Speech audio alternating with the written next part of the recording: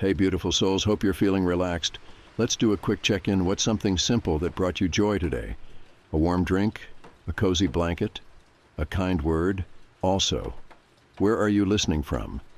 It's always amazing to see our community grow across the world. Before you unwind, don't forget to like and subscribe. It really helps us grow. Now, dim the lights, close your eyes, and relax. I never believed the stories about the stairs. You hear things when you spend enough time in the outdoors. Old folklore, weird local legends. People talk about creatures in the woods, ghosts in abandoned towns, strange lights deep in the mountains. But the one that always stuck with me was the stairs. Random, isolated staircases in the middle of the forest, with no ruins, no buildings, nothing. Just steps leading up to nowhere. People say you shouldn't climb them. They say people disappear. Some come back, different. Some never come back at all.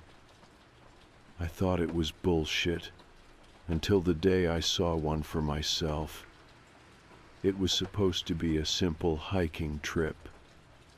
Me and my best friend, Chris, had been planning it for weeks. 2 days out in Black Hollow Forest, camping overnight before looping back the next morning. Nothing extreme, just an escape from work, responsibilities, and the noise of everyday life. Chris was always the more experienced hiker between us.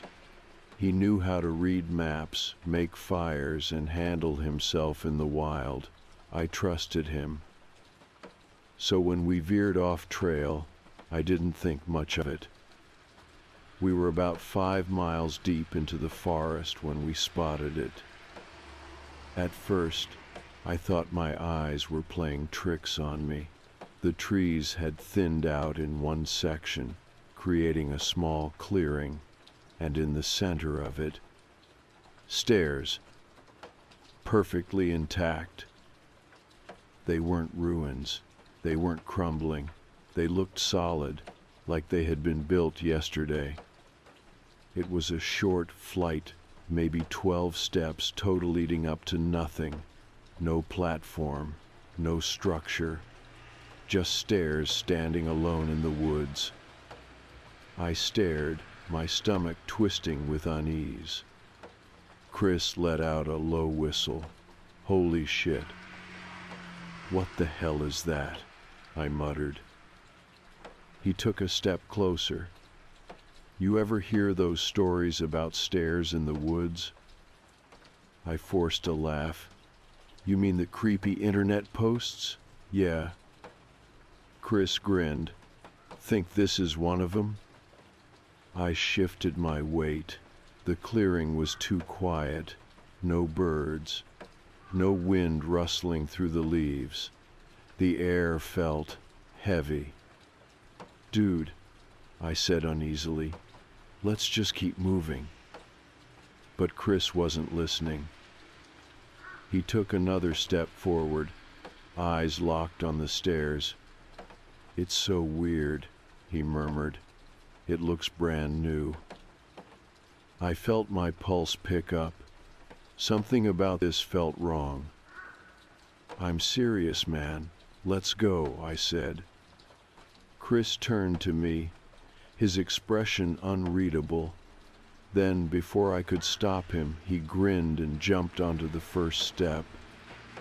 I swore under my breath. Chris. What? He bounced on his heels. It's just stairs. Look. He climbed up to the second step, then the third.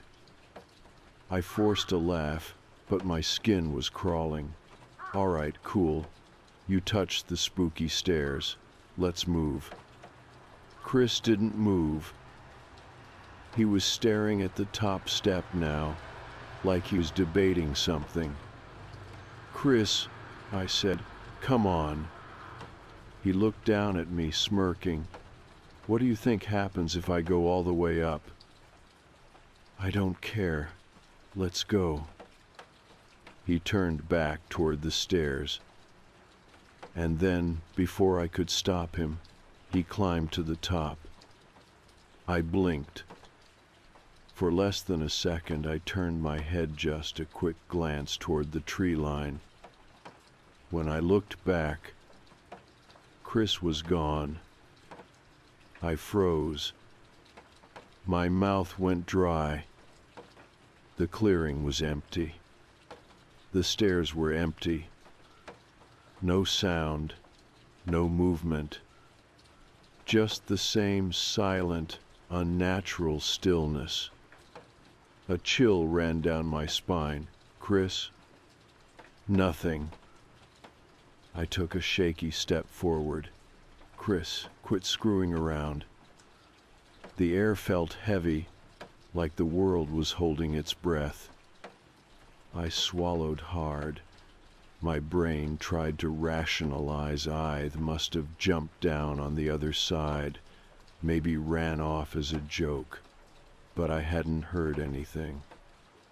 No footsteps, no rustling leaves, just gone.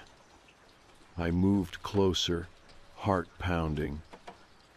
Chris, my voice cracked, panic creeping in. I walked around the stairs, checking the other side. Nothing. I dropped to my knees, searching the ground for footprints. Nothing. It was like he had been erased. A sharp ringing filled my ears. I took a shaky breath, squeezing my hands into fists. Think. Maybe he ran ahead to mess with me. Maybe he was hiding. Maybe. A whisper cut through the air. Low, breathless. It sounded like my name. I spun around, but the clearing was empty. The sound hadn't come from the trees. It had come from above me. I turned back toward the staircase, my stomach twisting into knots. The top step was empty, but for the first time I noticed something. The stairs weren't covered in dust. The rest of the forest floor was littered with fallen leaves, dirt, debris, but the stairs were spotless. Like they never got old, never got dirty. Like they weren't really part of this world. The whisper came again. A chill ran down my spine. I stumbled back, heart slamming against my ribs. And then, the worst part. A footprint appeared on the top step. I choked on a breath.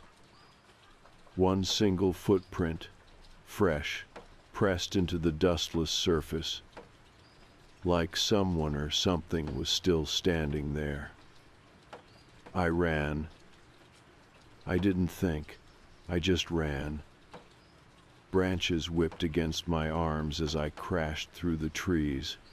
My lungs burned, but I didn't stop. I didn't look back.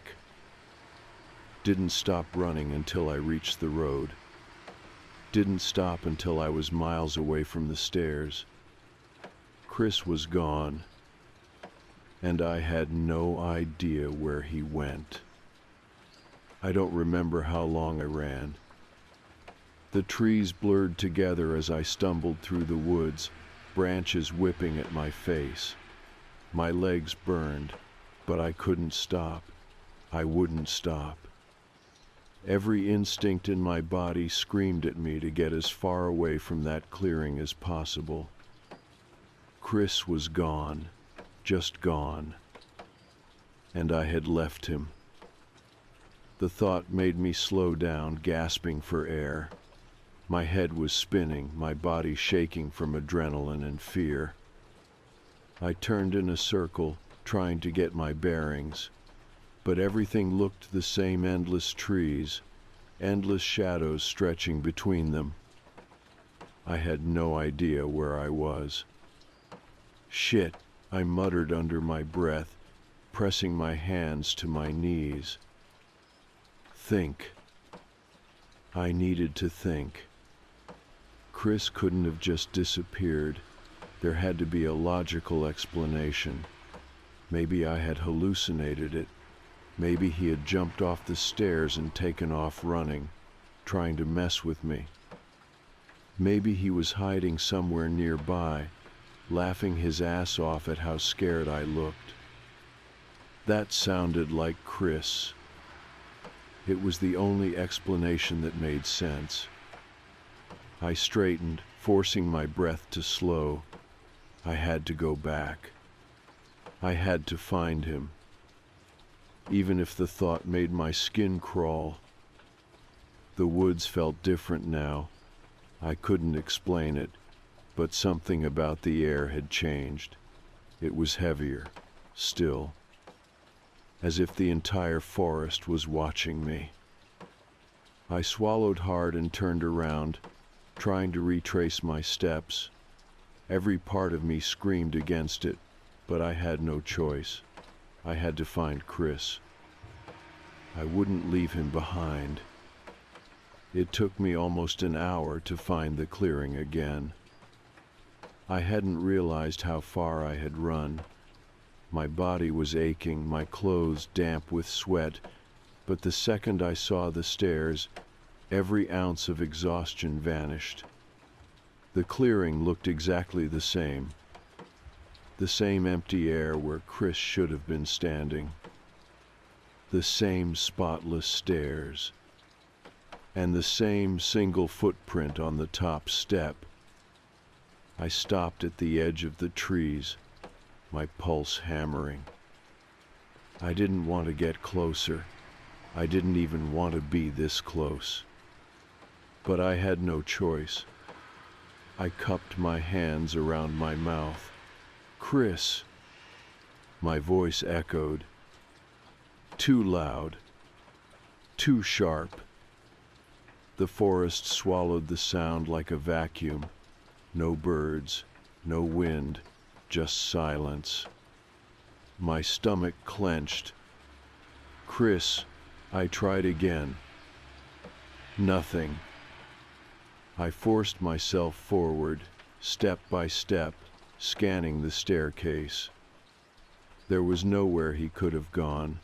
The trees weren't dense enough for him to hide, and there were no footprints leading away from the stairs. Just nothing. My breath hitched. It didn't make sense. I stepped closer, then closer. The air around the stairs felt colder, like I had just stepped into a freezer. I hesitated, then reached out and touched the railing. Freezing. Not like regular cold unnatural, like metal left outside in the dead of winter. I yanked my hand back, heart hammering. Something about this wasn't right. I stepped back, and that's when I heard it. A breath. Not mine. Not human. Just behind me. Slow, wet. I spun so fast I nearly fell. Nothing. The clearing was empty. But I could feel it. Something was standing right there. I bolted. I didn't care anymore. I ran harder than I ever had in my life, my lungs screaming for air. I crashed through the trees, blindly sprinting in the direction of the main road. I didn't look back. I couldn't. I made it back to town just after dark. My legs barely carried me to my truck, parked near the base of the trail. My hands shook as I fumbled with the keys, my heart pounding so hard it hurt. As soon as I got inside, I locked the doors and sat there, panting. I had no idea what to do. I wanted to call someone, but who? The police. What was I supposed to say? Hi, my friend climbed some random stairs in the woods and vanished into thin air. They'd think I was crazy. I forced my breathing to slow. My entire body ached, my hands still trembling as I gripped the wheel. Chris was missing. I had to do something. But there was only one thing I could do. I started the truck, and I drove to the police station. Filing a missing person report was one of the worst experiences of my life. The officer taking my statement looked skeptical from the moment I started talking. "You're saying he vanished?" I swallowed hard. "Yes." "No sound, no struggle, just disappeared?" I nodded. The officer glanced at his partner, then back at me. "And you didn't see anyone else out there?" "No," I said firmly. "It was just us." He scribbled something down. "And this was in the clearing?" "Yes, near." I hesitated. "Near the stairs." I knew how it would sound.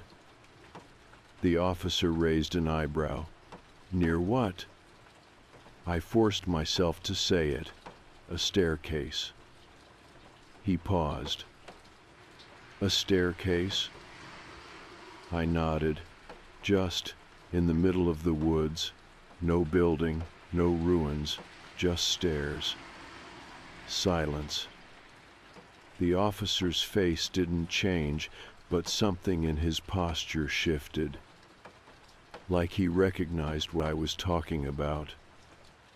"Right," he said finally. "We'll send out a search team." His voice was careful. Too careful. I frowned. "You've heard of them, haven't you?" He didn't answer right away. Then, after a beat, he let out a slow sigh and leaned forward. "I've heard a lot of stories," he admitted. "People finding stairs in the woods, people disappearing." My stomach turned. He ran a hand over his face. "Here's what I'll tell you. Don't go back out there. If you see anything strange, stay away." I swallowed hard. "And Chris?" The officer hesitated. "We'll find him." But something in his voice didn't sound convinced. I left the station feeling worse than before. Something was wrong. Chris was gone. And the cops knew something they weren't telling me. I barely slept that night. I just couldn't. I kept checking my phone, waiting for a call, an update, anything. But nothing came. By morning, I had made up my mind. I wasn't going to just sit here. I was going to find Chris myself. I packed a bag, grabbed a flashlight, and drove back to Black Hollow Forest. I had no idea what I was walking into, but I knew one thing. I wasn't leaving without him. I shouldn't have come back. Even as I parked at the trailhead, the weight of my decision settled deep in my chest like a stone. I had barely slept the night before, but no amount of exhaustion could dull the one thought racing through my head. Chris is still out there. The cops were looking, but I knew they weren't going to find him, not unless they were willing to look at the stairs. And from the way that officer had reacted last night, I had a sinking feeling they weren't. I had no choice. I had to do it myself. I checked my gear flashlight, extra batteries, a hunting knife I barely knew how to use, and a length of rope I wasn't even sure I needed. It wasn't much, but it was better than nothing. The woods were different today. They felt heavier. The moment I stepped off the trail and into the trees, I felt it, that eerie, unnatural silence. No birds, no wind, just the sound of my own footsteps crunching on leaves. Like the forest was waiting for me. I swallowed hard and kept moving. It took me half the time to reach the clearing today. Maybe it was adrenaline, or maybe I had just memorized the way. But the second I stepped into the open space and saw those stairs again, my stomach twisted into knots. They were exactly the same. Untouched, unchanged. No dust, no leaves, no sign that anything had happened here at all. No sign of Chris. I stopped at the edge of the clearing, my breath shallow. Every instinct in my body screamed at me to turn back, to pretend I had never come here. But I couldn't. I had to know. Slowly, I stepped forward. The air was colder here, just like before. My skin prickled as I approached the stairs. The closer I got, the more my body resisted, like some unseen force was pushing back against me. I ignored it. I placed a foot on the bottom step. Nothing happened.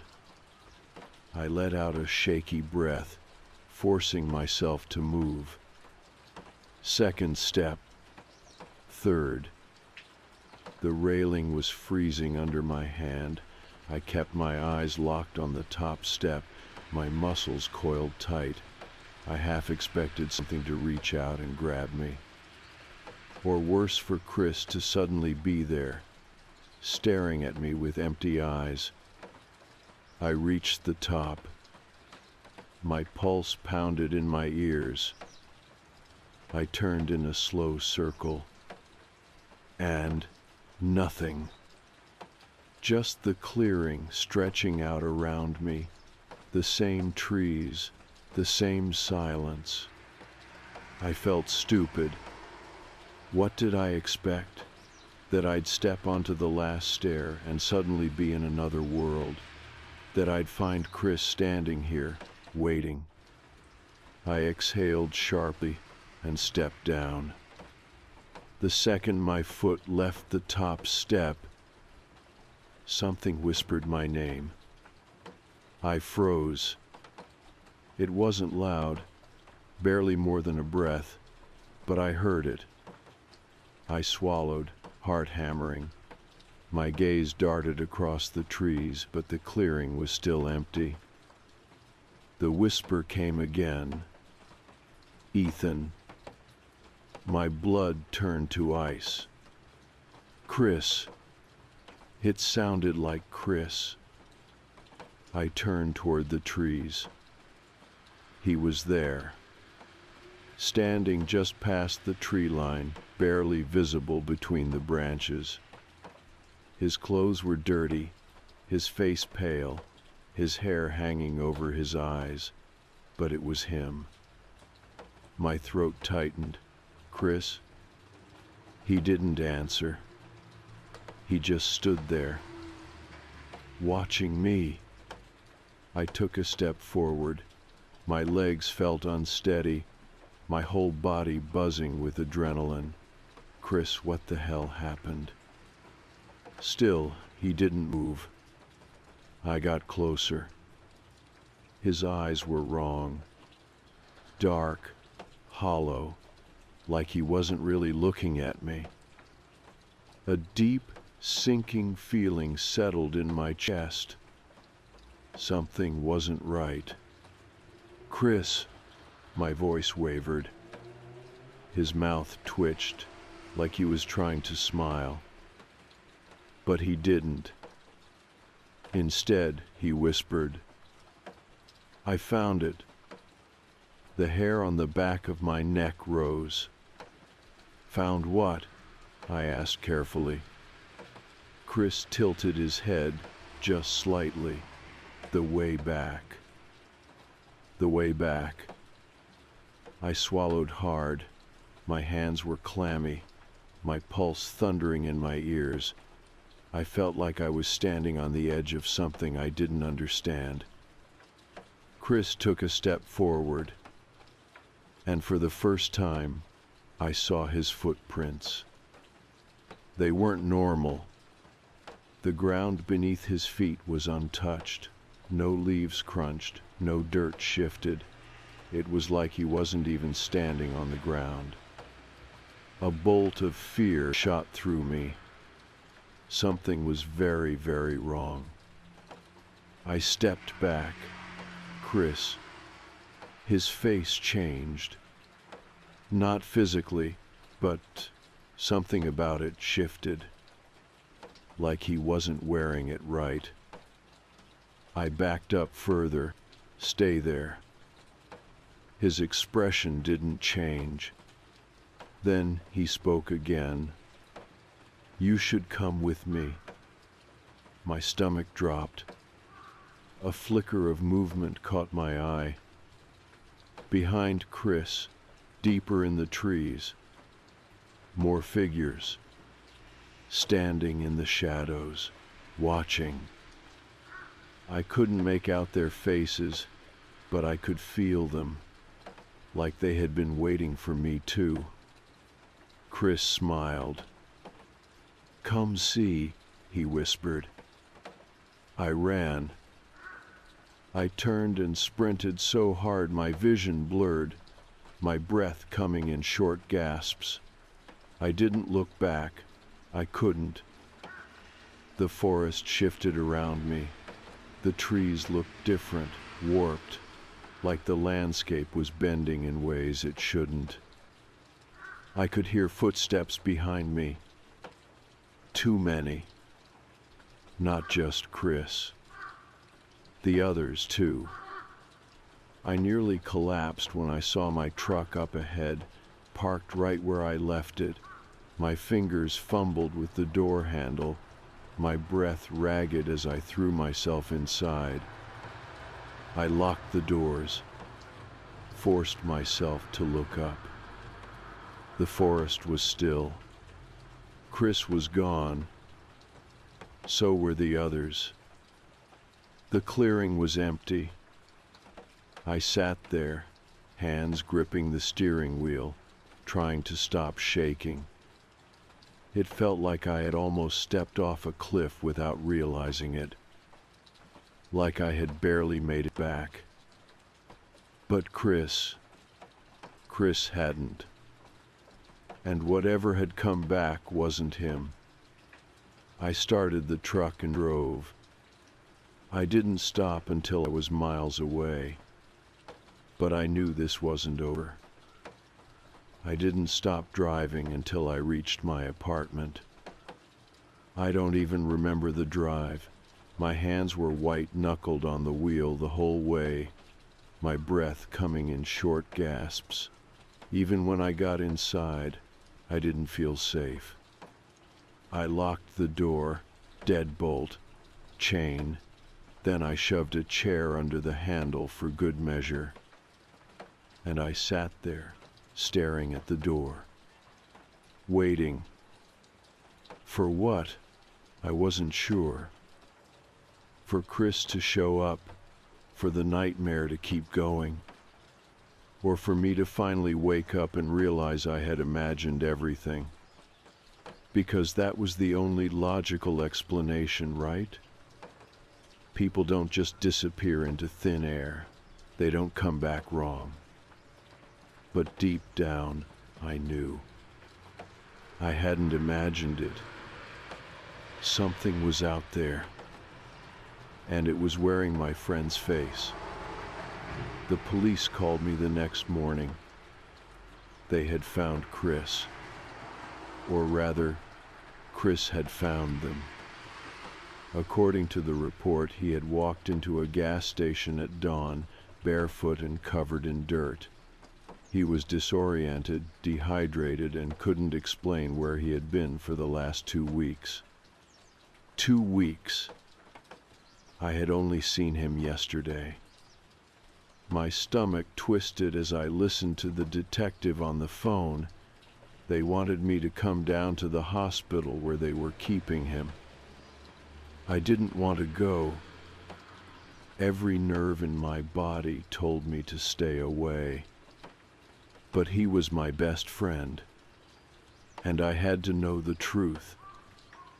Chris looked like hell. His skin was pale, his hair messy and unwashed. Dark circles sat under his eyes, and there were scratches all over his arms. When he saw me, his face lit up. "Ethan," he croaked. I hesitated in the doorway. I wanted to be happy. I wanted to believe this was really him. But I couldn't forget the last time I had seen his face. Chris frowned. "Dude, why are you looking at me like that?" I swallowed. "Where were you?" Chris hesitated. His gaze flickered to the window, then back to me. "I don't know," he admitted. "I remember walking up the stairs and then nothing. It's like I blinked, and suddenly it's 2 weeks later." I shivered. "You don't remember anything?" He rubbed the back of his neck, shaking his head. "Just," he hesitated, his brow furrowing. "Just flashes, like dreams. A dark forest, a lot of voices, and..." His jaw tightened. "And what?" I pressed. Chris swallowed hard. "And I think something was with me." The air in the hospital room felt too still. I stared at him, my stomach knotting. Chris exhaled and ran a hand through his hair. "Look, man, I know how it sounds, but I felt it, the whole time, like something was watching me, like it was just out of sight, but I knew it was there." A chill ran down my spine. I didn't say anything, because I had felt it too. Chris gave me a tired smile. "But I'm here now, right?" I forced myself to nod, but I didn't believe it. The doctor said Chris was physically fine, malnourished, dehydrated, but otherwise okay. Mentally, they weren't so sure. Neither was I, because something was off. It was little things at first. The way he hesitated before answering questions, the way his gaze lingered too long in mirrors, the way he flinched at certain words, like his brain wasn't used to hearing them. But the worst part, Chris didn't remember me calling the police. "I walked out of the woods on my own," he told me one night, frowning. "But that's not possible," I said. "I saw you. I ran from you." Chris shook his head. "Ethan, I just woke up on a road outside town. That's it." A pit formed in my stomach. Then who did I see in the woods? I didn't ask. I didn't want to know. Chris was discharged a week later. He tried to go back to normal, but he wasn't the same. He was quieter, jittery. Sometimes I'd catch him staring at things that weren't there. He never went near the woods again, and neither did I. For a while, I thought that was it, the end of whatever had happened out there. Until one night, a month later, when Chris called me. His voice was shaking. "Ethan," he whispered, "I remember now." My breath caught in my throat. Chris let out a shaky laugh. God, man, I wish I didn't. I gripped my phone. Chris, what do you mean? Silence. Then, in the softest voice, he said, I wasn't alone up there. A chill crawled down my spine. Chris exhaled. I don't know what it was, but it was there. I couldn't see it, but I could hear it, feel it. It whispered to me. It told me things. I didn't realize I was holding my breath. Chris swallowed hard. And Ethan. Yeah? His voice dropped to a whisper. It let me go. My blood ran cold. Chris's breathing was shaky on the other end of the line.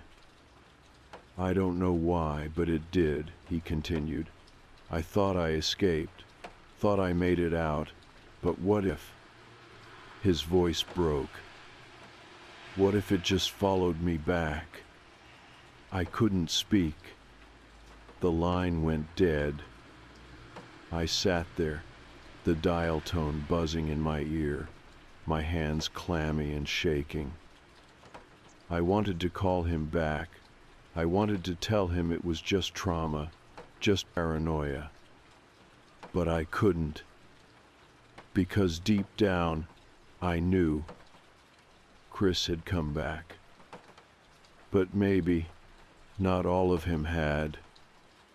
I never saw the stairs again. A few months later, I went back to the forest just to check. The clearing was empty. No stairs, no footprints, nothing, like it had never been there at all. I stood there for a long time, listening to the wind rustle through the trees. I should have felt relief, but I didn't, because in the back of my mind, I couldn't shake the feeling that they were still out there, waiting for someone else to find them, for someone else to climb, and for whatever waits at the top to bring them back wrong.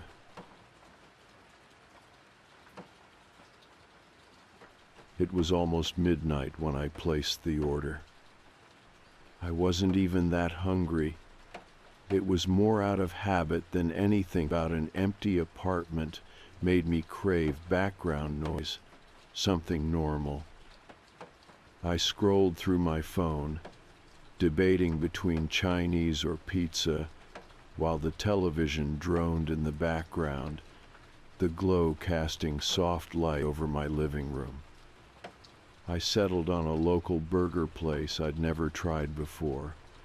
The app said the food would be here in 35 to 40 minutes. Perfect. I tossed my phone onto the couch and leaned back. The exhaustion of the day weighed heavy on my body, my eyelids threatening to close. I let them, just for a second, breathing in the quiet. Thud, thud, thud. My eyes shot open. The knock was too soon, way too soon. I frowned, grabbing my phone. 11:52 p.m. That didn't make sense. The app still showed my order in progress, no updates, no delivered status. Another knock, firm, slow. A weird feeling settled in my stomach. Maybe the app just hadn't updated yet. Maybe the driver was just really fast. Or maybe I was overthinking. I got up and walked to the door, pressing my eye against the peephole. A man stood outside. He was older, maybe late 40s or 50s, broad-shouldered but thin. His dark jacket was unzipped, revealing a plain t-shirt underneath. He wasn't holding a restaurant bag, no uniform. Something about him set me on edge. I didn't open the door. Who is it?" My voice sounded casual, but my pulse had already started to pick up. A pause, then, "Delivery." Flat, unsmiling. I hesitated, glancing down at my phone again. Still no update. My thumb hovered over the restaurant's number. "From which place?" I asked. Silence. I gripped the phone tighter. "Ma'am, your food," the man said, quieter this time, irritated. A chill crept up my spine. Something felt wrong. I took a small step back. "Hold on 1 second." I hit call. The ringing felt too loud in the silence. The man outside didn't move. "Hello?" A voice on the other end picked up. "Hi, I just placed an order for delivery, and I think the driver's here, but—" I hesitated. Saying it out loud made me feel ridiculous. I just wanted to check, "What's his name?" A beat of static. Then, "Tom."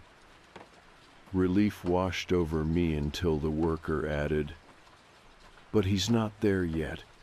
Just left like 5 minutes ago. Should be another 20 minutes or so." The feeling in my stomach hardened into something heavy, cold. The knock came again, sharper this time. I barely heard the worker ask, "Ma'am, you okay?" I whispered, "Are you sure?" "Yeah, positive. You need me to?" I hung up. I couldn't move, just stood there, frozen, staring at the door. A shadow shifted under the crack. He was still standing there. My pulse thundered in my ears as I stepped backward, slow and careful. Was the deadbolt locked? Had I put the chain on? I didn't remember. I reached out, twisting the lock click. For a second, there was nothing. Then, the footsteps. Not moving away, not down the hall. Just shifting. Like he was repositioning himself. My stomach twisted. I couldn't stay by the door.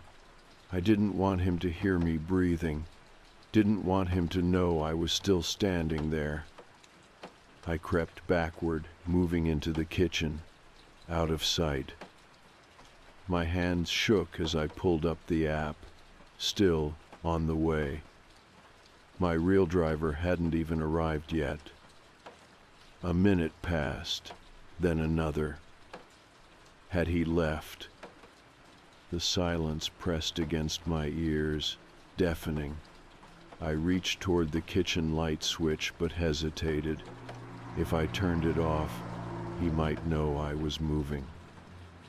Instead, I crept toward the window, the one that overlooked the parking lot. If I could just... My breath caught in my throat. A car sat below, not parked in a space, not moving, just idling. The headlights were off, but I could see the outline of someone sitting inside, watching. I stumbled backward. My phone buzzed. A notification. Your order has been delivered. I nearly dropped it. My real driver was here. He had my food. But the man at my door had come first. My hands shook as I typed into the app's chat feature. I think someone just pretended to deliver my food. A man knocked on my door before you got here. He's still outside. Please stay in your car. A moment later, It showed, "Seen," then a reply. "Do you need me to call someone?" I swallowed hard. Was I overreacting? Maybe it was some guy who had the wrong apartment. Maybe. A movement outside caught my eye. The idling car pulled out of the lot. My heart stopped. My real driver was still parked below, scanning the building, trying to figure out which unit was mine. But the other car, the one that had been watching, was leaving. It hesitated by the exit. Then, slowly, it rolled onto the street and disappeared. I let out a breath I didn't realize I was holding. My phone buzzed again. "Hey, I'm here. I have your food. Just let me know if you're good." I glanced toward the door. The silence in the hallway pressed against my ears. Had he really left? Or was he still somewhere nearby, waiting? I didn't know. But I wasn't opening that door. Not tonight. I didn't sleep. Even after the strange car disappeared, I sat in the dark, my body locked in place, ears straining for any sound. My stomach twisted every time I imagined the knock at my door, the flat, empty voice on the other side. I kept telling myself I was overreacting. Maybe it had been some delivery mix-up. Maybe the man really did just have the wrong address. But that didn't explain why he had no food, no uniform, no name to give me. And it didn't explain why he sat outside for so long. The worst part was not knowing if he was truly gone. I had seen the car leave, but that didn't mean he wasn't still out there, just parked somewhere else, waiting. My phone was still clutched in my hands, the chat with my actual delivery driver open on the screen. "Hey, I'm here. I have your food. Just let me know if you're good." I didn't respond. I didn't dare open the door. Instead, I typed, "Sorry, I don't feel safe opening my door right now. You can leave the food outside." The 3 dots popped up immediately. "Got it. No worries. Hope you're okay." I watched his car pull away through the window, leaving a paper bag sitting by my door. I didn't move to grab it. Minutes passed, maybe an hour.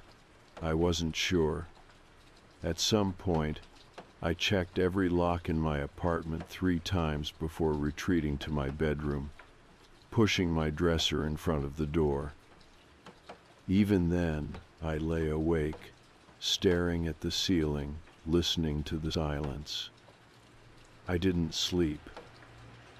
The next morning, my stomach was a tight knot of hunger and unease. I hadn't touched my food. It was still sitting outside, probably cold and disgusting by now. I didn't care. Instead, I stood by the window, peering outside at the parking lot. It looked normal.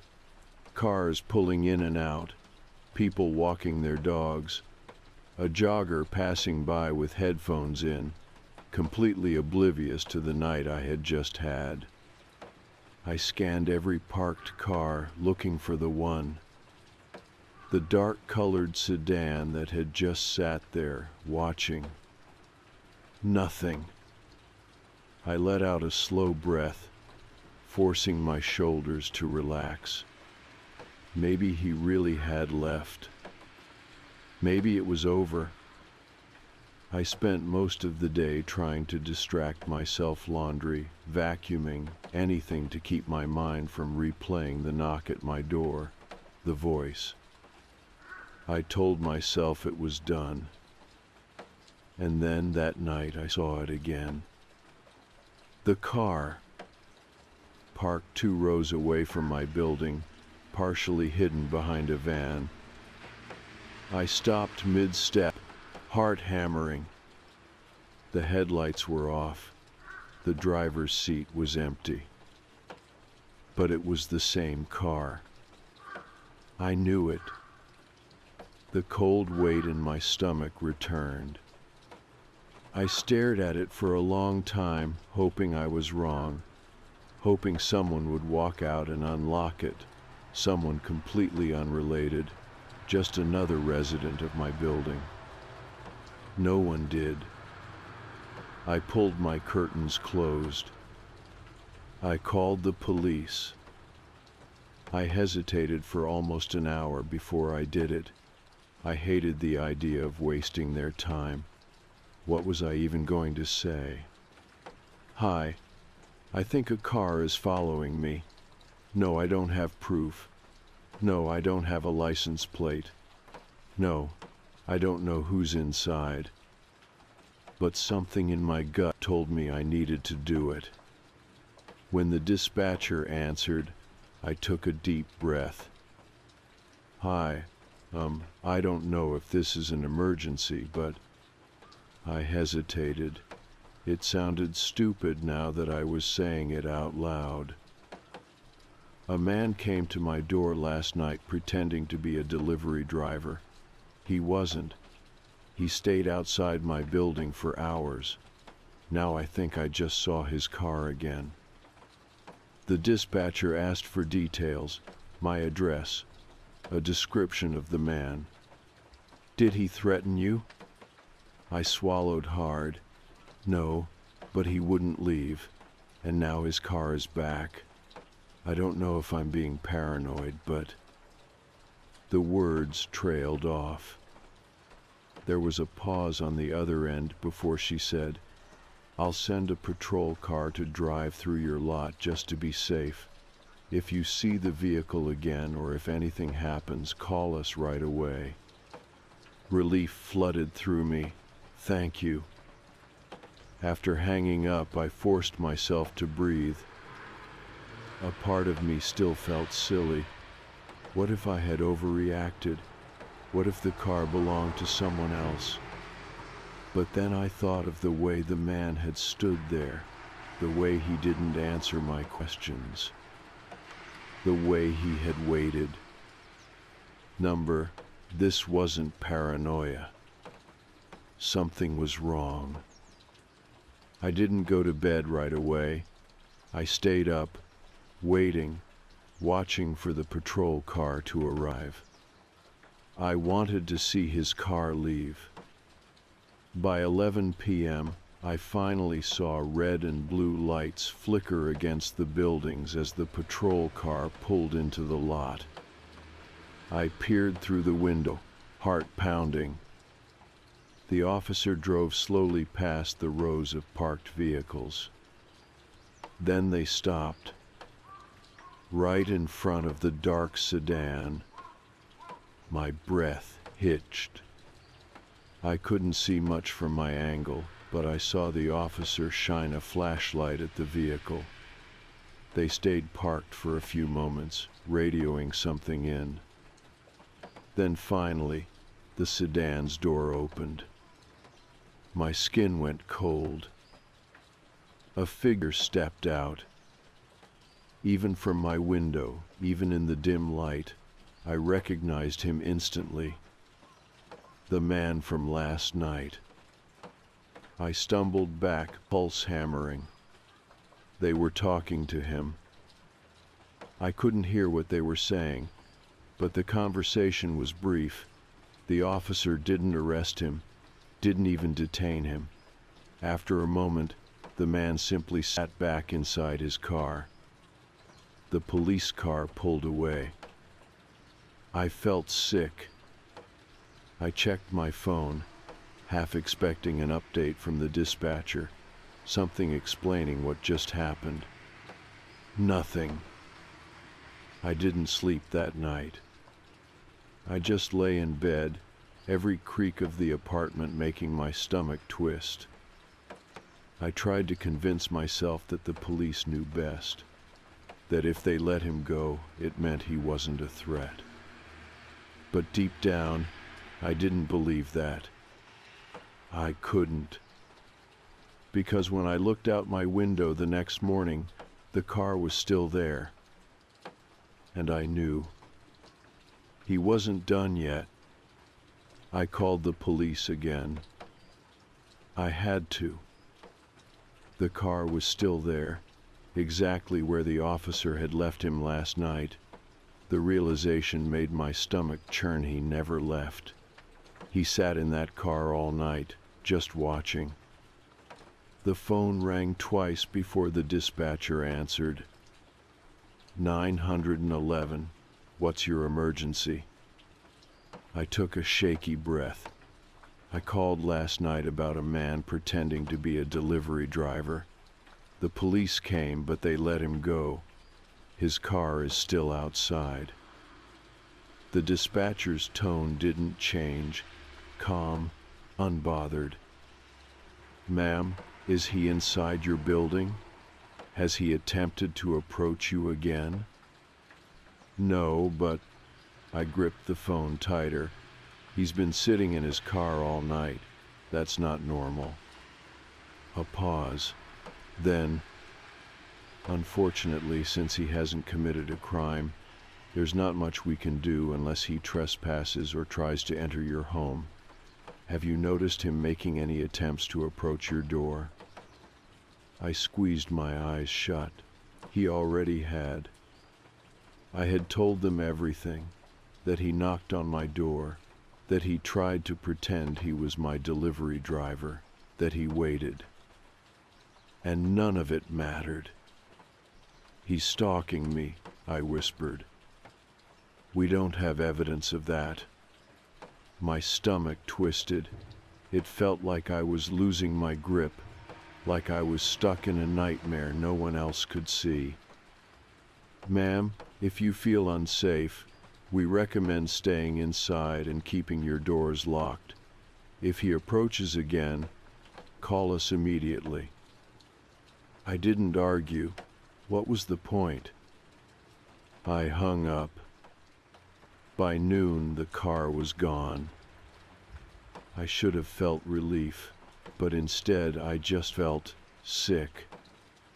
The car had been sitting outside my apartment for hours, and then it disappeared the second the sun came up. It wasn't over. I knew that. It was a waiting game now. He was waiting for me to let my guard down. I spent the day glued to my window, watching every single car that pulled into the lot, every figure that moved down the sidewalk. Every time I saw a dark-colored sedan, my breath hitched in my throat. But it never stopped. I kept my doors locked, my curtains drawn. I ignored my phone, ignored texts from friends asking why I hadn't shown up for work. I was exhausted. My body ached from tension, but every time I tried to close my eyes, all I could see was his face behind my door, his flat voice murmuring, "Delivery." I don't know when I drifted off, but when I woke up, it was dark, and my phone was vibrating on the table. I reached for it, still groggy. My stomach clenched when I saw the notification. Unknown number. Why didn't you open the door? I sat up so fast my head spun. The message sat there on my screen, too simple, too casual, but I knew exactly who it was from. I swallowed hard, my fingers shaking as I typed back. Who is this? I waited, heart hammering. The 3 dots appeared almost instantly. Unknown number. You were hungry. I brought you food.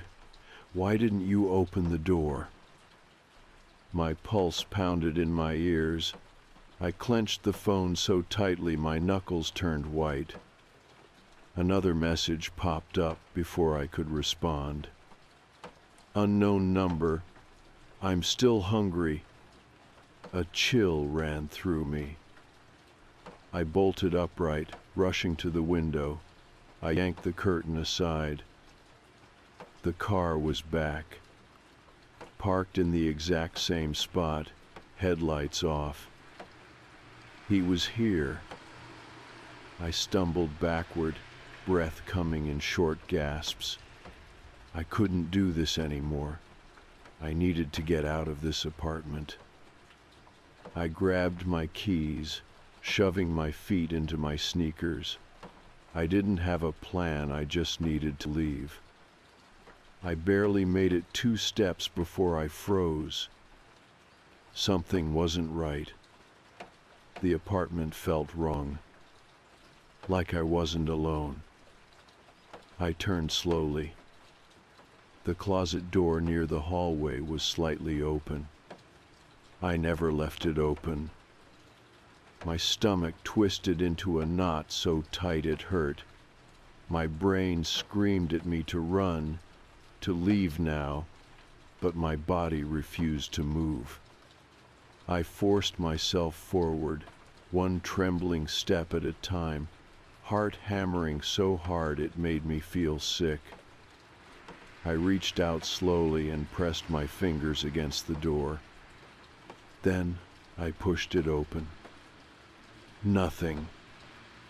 The closet was empty. I let out a shaking breath.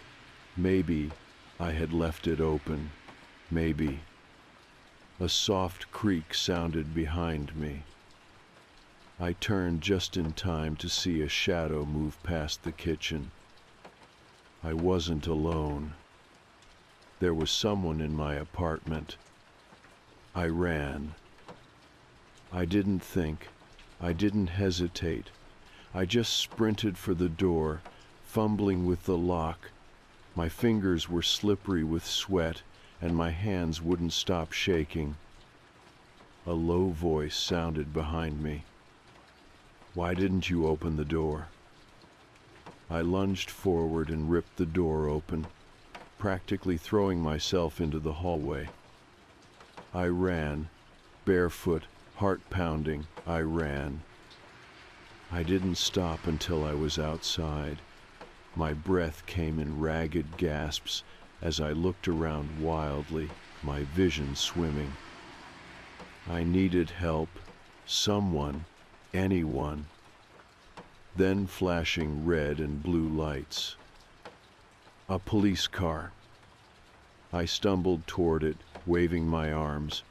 "Help, there's someone in my apartment." The officer's door swung open, and within seconds, I was being ushered towards safety. I couldn't even speak properly, my words coming out jumbled between panic breaths. By the time they got up to my unit, it was too late. The apartment was empty. Whoever had been inside was gone. But he had left something behind. The officers found it in my bedroom, sitting neatly on my nightstand. A half-eaten burger. The same one from the restaurant I ordered from that night. Cold. And missing exactly one bite.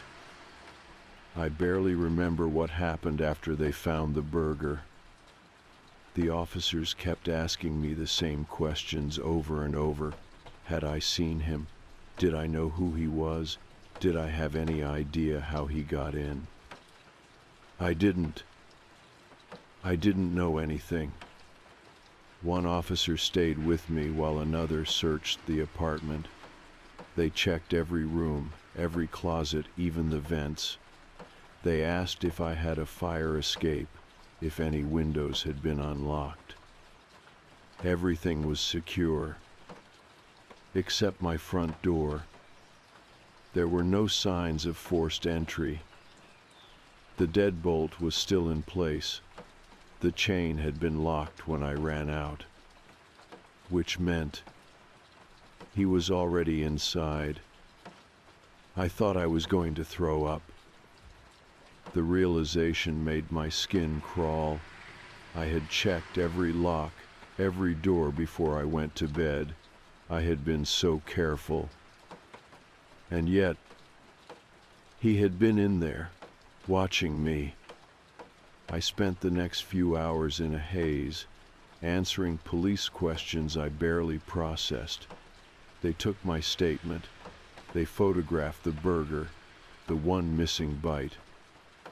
And then they asked something that made my blood run cold.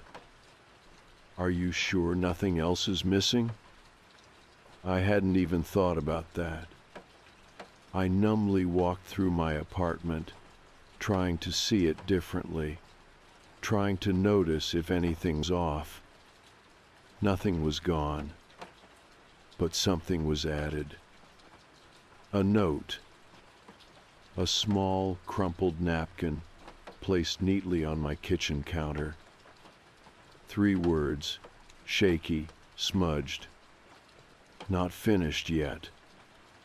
I sat down so fast my legs almost gave out. One of the officers snatched the napkin up with gloved hands, slipping it into an evidence bag. They took me to a hotel that night.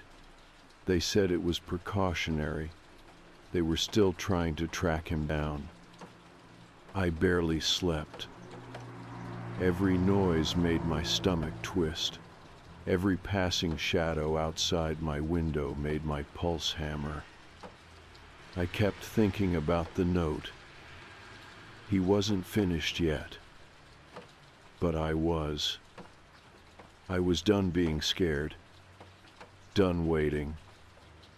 I had to know who he was. The next morning I sat in the police station, staring at a manila folder on the table. Inside was everything they had found. And there was finally a name. Mark Fenton, 48 years old. Not a delivery driver, not a stranger. He had a record. Breaking and entering, stalking, a history of fixating on women who lived alone. The officer in front of me cleared his throat. We ran his face through our system. Turns out, he's been arrested before years ago. He's been in and out of jail for trespassing, violating restraining orders, things like that. I swallowed hard. Why wasn't he in jail? The officer sighed. Nothing ever stuck for long. Short sentences, probation. But this time, he flipped a page in the file. We got him. The words sent a jolt through my body. They caught him. They had him in custody. I blinked, trying to process it. Where? He hesitated. He was arrested outside your building. My stomach twisted. When? The officer leaned forward. An hour ago. A cold weight settled in my chest. He came back. Even after the police had been inside my apartment, after they searched for him, he had come back. I licked my lips. What did he say? The officer looked at me carefully, like he was deciding how much to tell me. Then finally he said, he confessed. The room tilted slightly. I gripped the edge of the table. He confessed. To everything? The officer slid a printed transcript in front of me. We recorded the whole thing. I didn't want to read it, but my hands moved before I could stop them. The words blurred together at first, then I saw my name. I saw her once, in the parking lot. She looked at me. That was enough. I watched her for weeks. I knew she was alone. She left her door open for me once. I figured she'd do it again. The walls felt like they were closing in.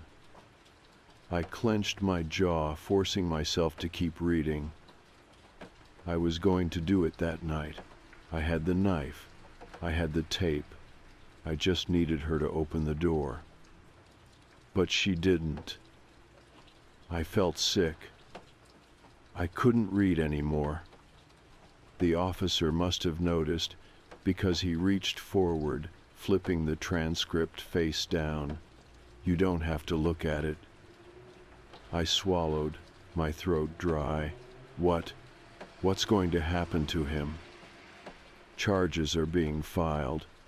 Given his record, and given everything we found, he nodded toward the file. He's not walking away from this one. I exhaled, closing my eyes. He was gone. He wasn't coming back. It was over. But one last question sat on my tongue. Why did he take a bite? The officer hesitated. We asked him that too. He reached into the file, pulled out one last piece of paper. I didn't want to see it, but he read it anyway. She wouldn't open the door, so I wanted to see what it was like, to take something from her. I gripped my arms, disgusted. Disgusted that he had been inside my apartment, that he had waited in my closet, that he had watched me all night, knowing exactly what he wanted to do. And when he couldn't do it, he settled for taking one bite. I don't remember much after that. I just nodded numbly as they told me I was safe, that he was in custody, that it was over. And eventually, I believed them. It took time, months of therapy, changing apartments, buying security cameras, sleeping with my dresser pushed against the door. But I got better. I moved on. I was alive. And he was rotting in a cell, where he belonged, where he'd never watch me again.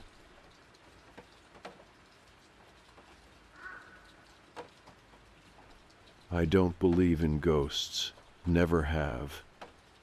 To be honest, I laugh at that kind of stuff.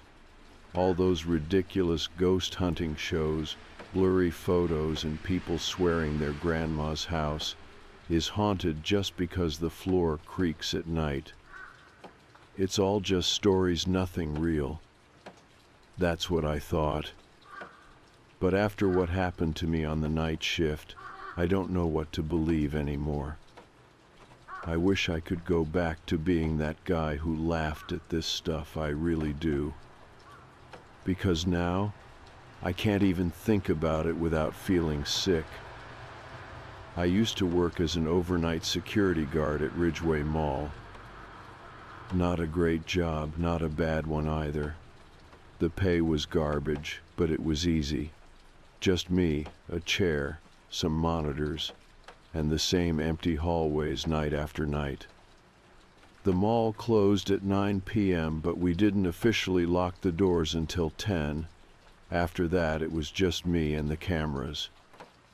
It wasn't a big mall, just 2 floors, a food court, and maybe 30 stores total.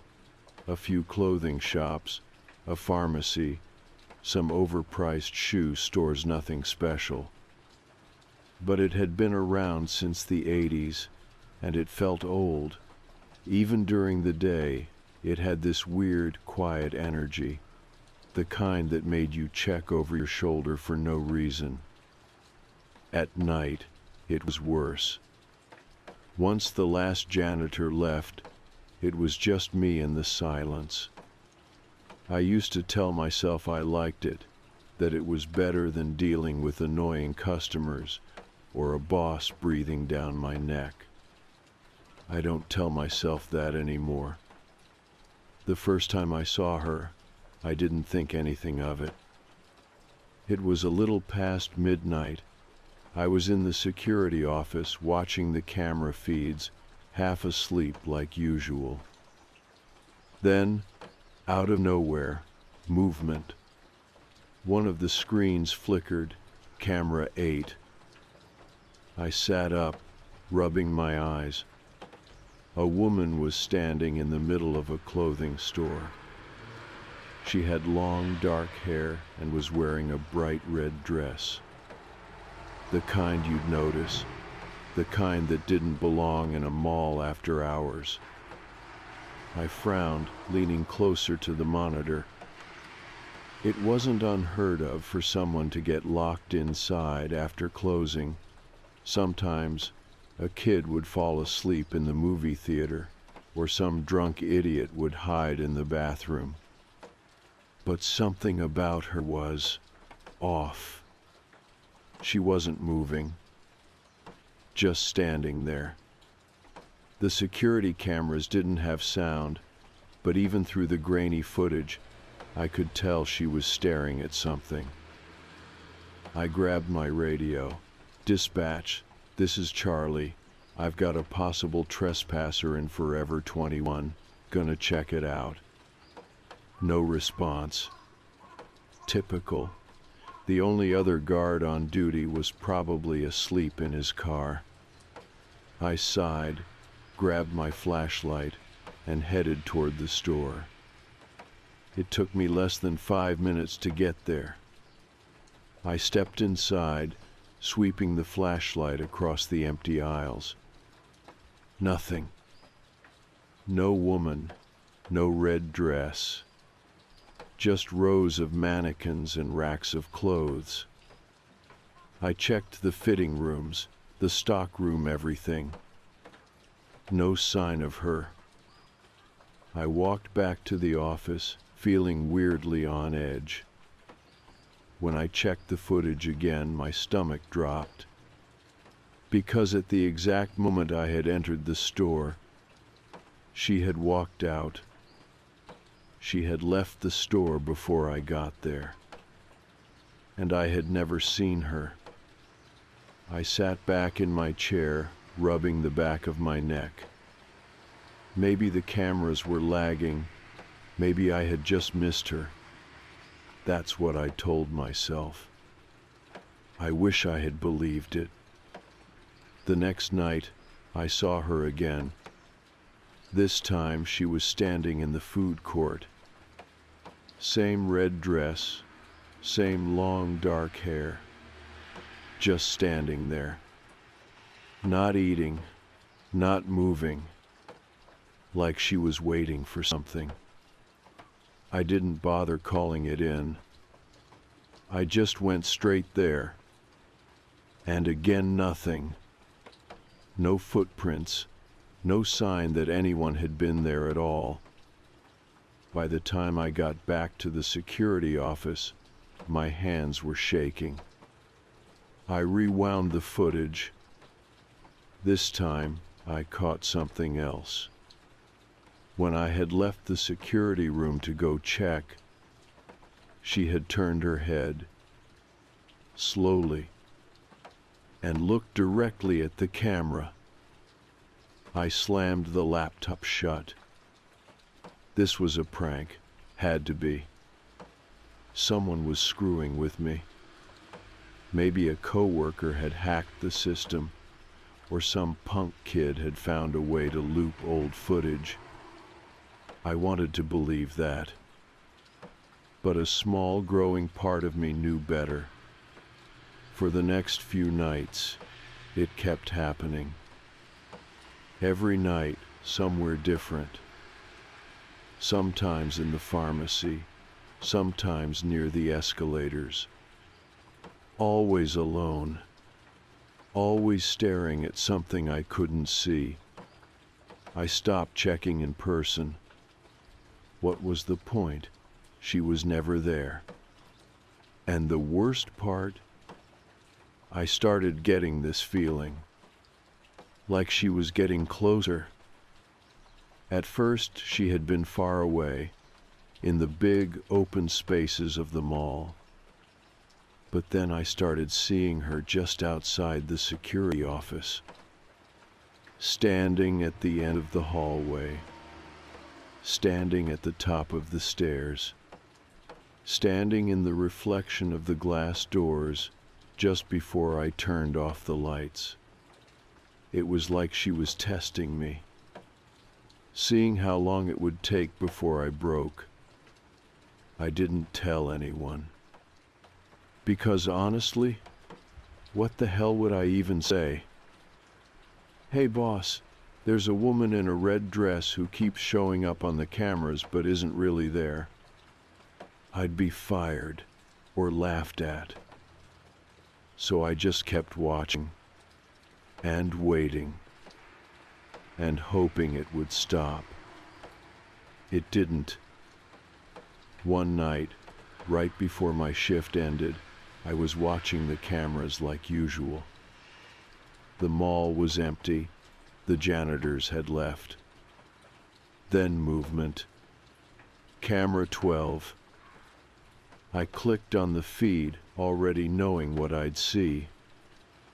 The woman in the red dress. Only this time, she wasn't in a store. She wasn't in the food court. She was in the hallway, the one that led directly to the security office. My stomach tightened. I watched as she took slow, deliberate steps. Closer and closer, until she was just outside the office door. I could feel my pulse in my throat. The screen flickered. She raised her hand, knuckles just inches from the door. Then, the power went out. Everything went black. The screens, the lights, the emergency backups, all of it. I didn't even have time to react. I heard one thing, just before everything cut out completely. The slow, quiet creak of the security door. Opening. Then, nothing. I don't remember standing up. I don't remember reaching for my flashlight. All I remember is the dark. Thick, heavy, wrong. I couldn't see a damn thing. The security office was small, barely big enough for a desk, a chair, and the monitor station. But when the power went out, it suddenly felt huge. Like the walls had pulled back, like there was too much space around me. Too much room for someone else to be there. I gripped my flashlight, hands slick with sweat, and flicked it on. The weak beam cut through the darkness. I swept it across the office desk, chair, monitors, nothing out of place. Then I turned toward the door. It was open, a crack just wide enough to see into the hallway. I knew I had locked it. I always locked it. My stomach twisted. I swallowed hard, forcing myself to breathe. Hello? My own voice sounded wrong. Small, like it didn't belong in the air. Silence. Then, a sound. Soft, deliberate. Footsteps. Slow. Coming toward me. I felt every muscle in my body tighten. I flicked the flashlight toward the door. The beam caught nothing but empty space. But the footsteps kept coming. I couldn't see her, but I could feel her. Standing just outside the doorway, watching me, waiting. I gripped the radio at my belt, hands shaking, and pressed the call button. "Dispatch, this is Charlie. I need..." Static. I squeezed the button again. "Dispatch, come in. The power's out. I need backup." Nothing. Just more static, like the signal had been swallowed. Like I was the only person left in the entire mall. I turned back toward the door and froze. The chair behind my desk was spinning, like someone had just been sitting in it and had stood up. A sharp wave of nausea hit me. I backed up, flashlight trembling in my grip. My foot hit something solid. I stopped breathing. I didn't want to turn around. I didn't want to see what was behind me. I turned anyway and saw nothing. The wall, the filing cabinet, nothing else. But the air felt thick, like something had just been there, like something was still there. I needed to get the hell out. I lunged for the door, grabbing the handle and yanking it open. I ran. The hallway was too quiet. I half expected alarms to be blaring, backup generators kicking on, but there was nothing. Just silence and darkness. My flashlight beam bobbed as I moved, my shoes slamming against the tile. I turned the first corner, then the next, heading for the emergency exit near the loading dock.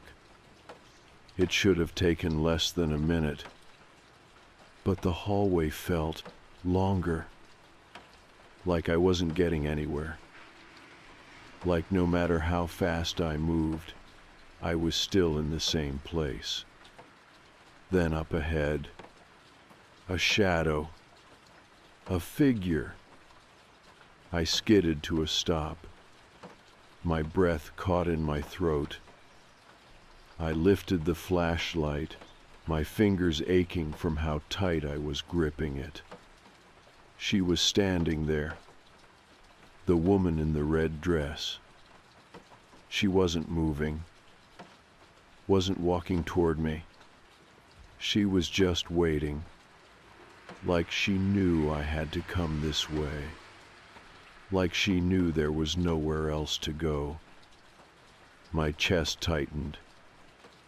The way she was standing, too still, too straight, too unnatural. Something was wrong with her. I took a slow, shaky step back. And then she took a step forward. I turned and ran. I don't know how long I ran. Maybe it was only seconds. Maybe it was longer. All I know is that when I turned another corner, I slammed into someone. A real person. A real, solid person. I stumbled back, my flashlight clattering to the floor. A hand grabbed my shoulder, keeping me upright. "Jesus, Charlie, what the hell are you doing?" I looked up. Brandon, one of the janitors. His brow was furrowed, confused. His mop was still in his other hand. My chest heaved. I couldn't get a word out. He frowned. "Dude, you okay?" I bent over, bracing my hands on my knees, trying to breathe. The hallway lights sputtered back on. A loud hum filled the air as the mall's power returned. I lifted my head slowly, blinking at the sudden brightness. Everything looked normal, like the power had never gone out. like I hadn't just been running for my life. Brandon gave me a weird look. "You look like you just saw a ghost." I let out a short, humorless laugh. "I think I did." He smirked, shaking his head. "Yeah, well, it's Ridgeway. Wouldn't surprise me." I forced a chuckle, but my hands were still shaking. I looked back down the hallway. Empty. No woman in a red dress. No one waiting in the shadows. Nothing. "Come on," Brandon said, clapping a hand on my back. "Let's get you some water. You look like you're about to pass out." I nodded, still too shaken to argue. As we walked back toward the main floor, I kept looking over my shoulder. Every empty hallway, every darkened store, every shadow. And the whole time I couldn't shake the feeling that I hadn't outrun her, that she had let me go. For now, because she knew I'd be back tomorrow, and she'd be waiting. I never should have gone back. I should have quit the moment the lights went out, the moment I heard those footsteps, the moment I felt something standing in the room with me. But I convinced myself it wasn't real, that I had been tired, stressed, maybe even half asleep at my desk when it happened. That's the only way I could explain it. Because if I admitted it was real, then I had to admit something worse, that I wasn't alone in that mall at night. The next evening, I walked into the security office like nothing had happened. Like I hadn't blacked out in the food court. Like I hadn't felt someone breathe against my ear. I set my coffee down, logged into the system, and checked the cameras. I told myself this was just another night shift. Nothing weird was going to happen. And for the first few hours, I was right. Midnight came and went. I did my usual rounds, checked the exits, made sure all the stores were locked. No flickering cameras, no movement in the halls. For the first time in weeks, I started to think maybe, whatever it was over. Then 2:11 a.m. Camera 3 flickered. My stomach dropped. I stared at the screen, pulse hammering. The camera was facing the main entrance. And there, standing just outside the glass doors, was her. The woman in the red dress. She wasn't inside this time. She was outside, just standing there, facing the entrance, facing me, waiting. The mall doors were locked. There was no way she could have gotten in. But as I watched, she moved. Not walking, not turning. 1 second she was standing at the entrance. The next, she was closer, right against the glass. Her face was blurred by the glare of the lights, but I swear to God she was looking at me. A deep instinctual fear gripped me. Something in my brain screamed, "Leave, now." I grabbed my keys, my radio, my phone, everything I needed, and bolted from the office. I didn't look at the screens again. I didn't check the hallways. I ran straight to the staff exit near the loading docks. The second I hit the door, I shoved it open and stepped outside. Cold night air rushed over me. I turned, expecting, dreading to see her standing there. But there was nothing. No woman in red. No one outside the mall. I stood there, panting, trying to pull myself together. It wasn't real. It couldn't have been real. I fumbled for my phone, fingers shaking, and called my boss. It rang 5 times before he finally picked up. "Charlie," he sounded groggy. "I quit," I said, my voice shaking. "I'm done. I don't care about the notice. I'm done." A pause. Then, instead of arguing, he sighed. "Yeah," he muttered. "I figured you might." My heart skipped. "What?" Another pause. Then softer. "You're not the first one, you know." A chill ran through me. "What do you mean?" I whispered. "3 guys before you, all quit the same way. Middle of their shift, freaked out, never came back. I knew it had happened to you too, eventually." My skin prickled. "You knew?" He sighed. "Look, Charlie, I don't know what you saw, and I don't want to know, but let me give you some advice." His voice was lower now, like he didn't want someone else to hear. "Don't look for answers. Just be glad you got out." I didn't say anything. I was too scared to ask what he meant. I hung up without another word. Then I got in my car and drove away. And I never went back. That was 2 years ago. I don't work security anymore. I won't take night shifts. I won't work alone. I don't even go to malls after dark. Because I know what I saw. I know what I heard. And I know that if I had stayed one more night, I wouldn't have left at all.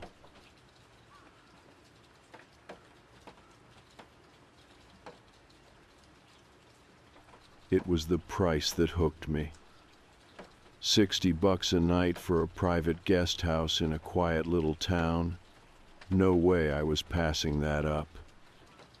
I scrolled through the listing again as my GPS guided me up the winding mountain roads. The pictures showed a small but charming guest house tucked behind a larger home, surrounded by tall pines. The reviews were all glowing. Cozy, private, perfect for a weekend escape. Just what I needed. The past month had been a messwork stress, a breakup, and the constant feeling of burnout. I wanted somewhere quiet to clear my head, and this seemed like the perfect spot. I pulled into the gravel driveway just as the sun was setting. The main house was older, a rustic 2-story cabin with a wraparound porch. The guest house sat just behind it, smaller but well kept, with warm light glowing from the windows. Before I even turned off my engine, the host was already outside. "Hey there, you must be Mia." A man in his 50s waved enthusiastically from the porch.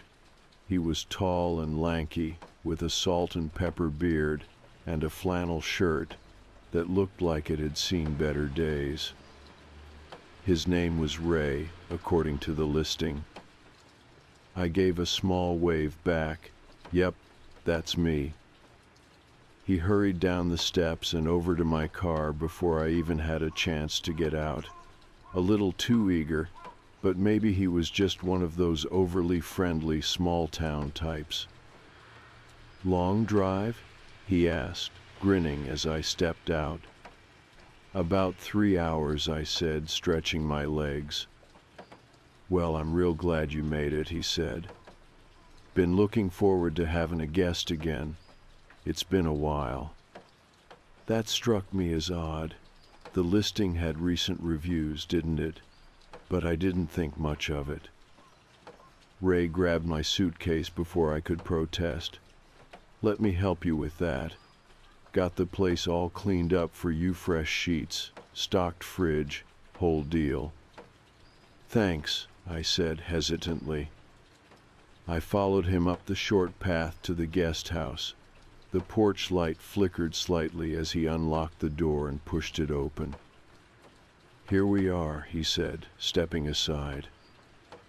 The inside was cute, small but clean, with a couch, a little kitchenette, and a bedroom off to the side. It smelled faintly of pine and something else I couldn't quite place. Not bad, just unfamiliar. "The bathroom's through there," Ray pointed. "Got extra towels under the sink. If you need anything, I'm just next door." "Great, thanks." He lingered in the doorway for a second too long, like he was waiting for something. I forced a polite smile.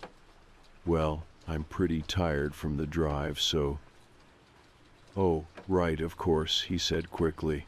"I'll let you get settled." He stepped back onto the porch, but hesitated again. "One last thing," he said. "Cell service is spotty up here, but the landline in the kitchen works fine if you need it. And, just make sure you keep the doors locked at night." I frowned. "Why?" Ray chuckled. "Oh, nothing to worry about. Just, small town. Better safe than sorry."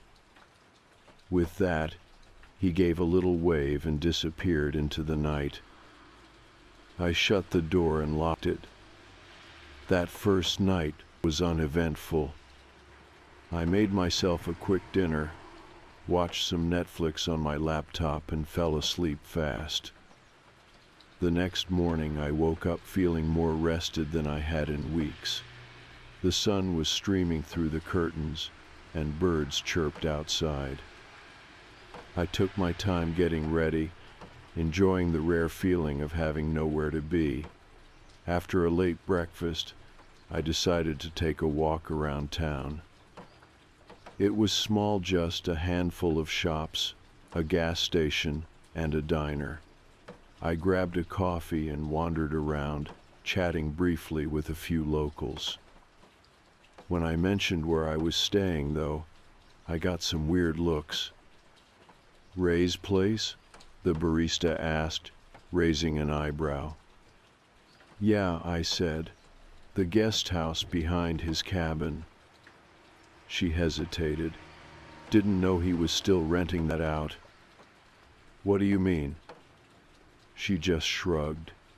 "Thought he stopped after his wife passed." I didn't know what to say to that. The listing hadn't mentioned anything about his wife. "Well," I said, forcing a smile, "he seems nice enough." She just nodded slowly. I brushed it off. Small towns were always full of gossip. That night, things started feeling off. It was little things at first. When I went to brush my teeth, I noticed faint fingerprints on the bathroom mirror. I didn't remember touching it. My shampoo bottle felt lighter, like it had been used. I told myself I was imagining things. Maybe I had touched the mirror without thinking. Maybe I had used more shampoo than I realized. But then I saw the closet door. I knew I had closed it when I unpacked. I was sure of it. But now, it was open just a crack.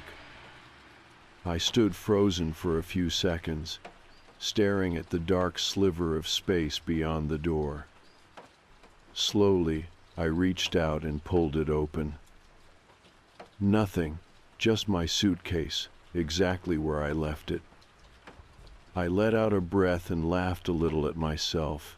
You're being paranoid. Still, I double-checked the front door. Locked. I even slid a chair in front of it just to be sure. I went to bed, telling myself I was overthinking. At around 2 in the morning, I woke up to a sound. A faint click. I held my breath. The room was pitch dark, my ears strained, waiting. Click. It was coming from the kitchen. I sat up slowly, heart pounding. Then the floor creaked.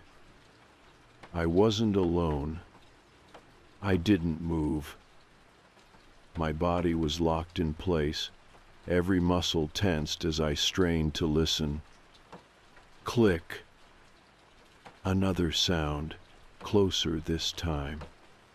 It wasn't loud, but in the dead silence of the room, it felt deafening. I reached for my phone on the nightstand, my fingers fumbling. I pressed the side button. Nothing. The screen stayed black. Did my phone die? I swore I had charged it before bed. A shadow passed over the crack of light under the bedroom door. I sucked in a breath, my pulse hammering in my ears. Someone was in the guest house. For a split second, I thought about calling out. Maybe it was Ray checking in on something. But why the hell would he be in here at 2 in the morning? I gripped the blanket and slid out of bed as quietly as I could, pressing my feet to the cold floor. I moved slowly, inching toward the closet. If I needed to hide, that was my best bet. Then the kitchen floor creaked again. I swallowed hard. The door had been locked.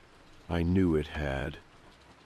I moved faster, slipping into the closet and pulling the door shut just as another soft click came from the other side of the bedroom door. The doorknob. Someone was testing it. I pressed myself against the back wall, breathing shallow. My fingers shook as I covered my mouth, trying not to make a sound. The door didn't open. Instead, there was a long pause. Then, slow, deliberate footsteps moving away. I stayed in the closet for what felt like hours, my heartbeat rattling in my skull. I couldn't hear anything anymore. Whoever was out there had gone silent. Or they were waiting. I needed to do something.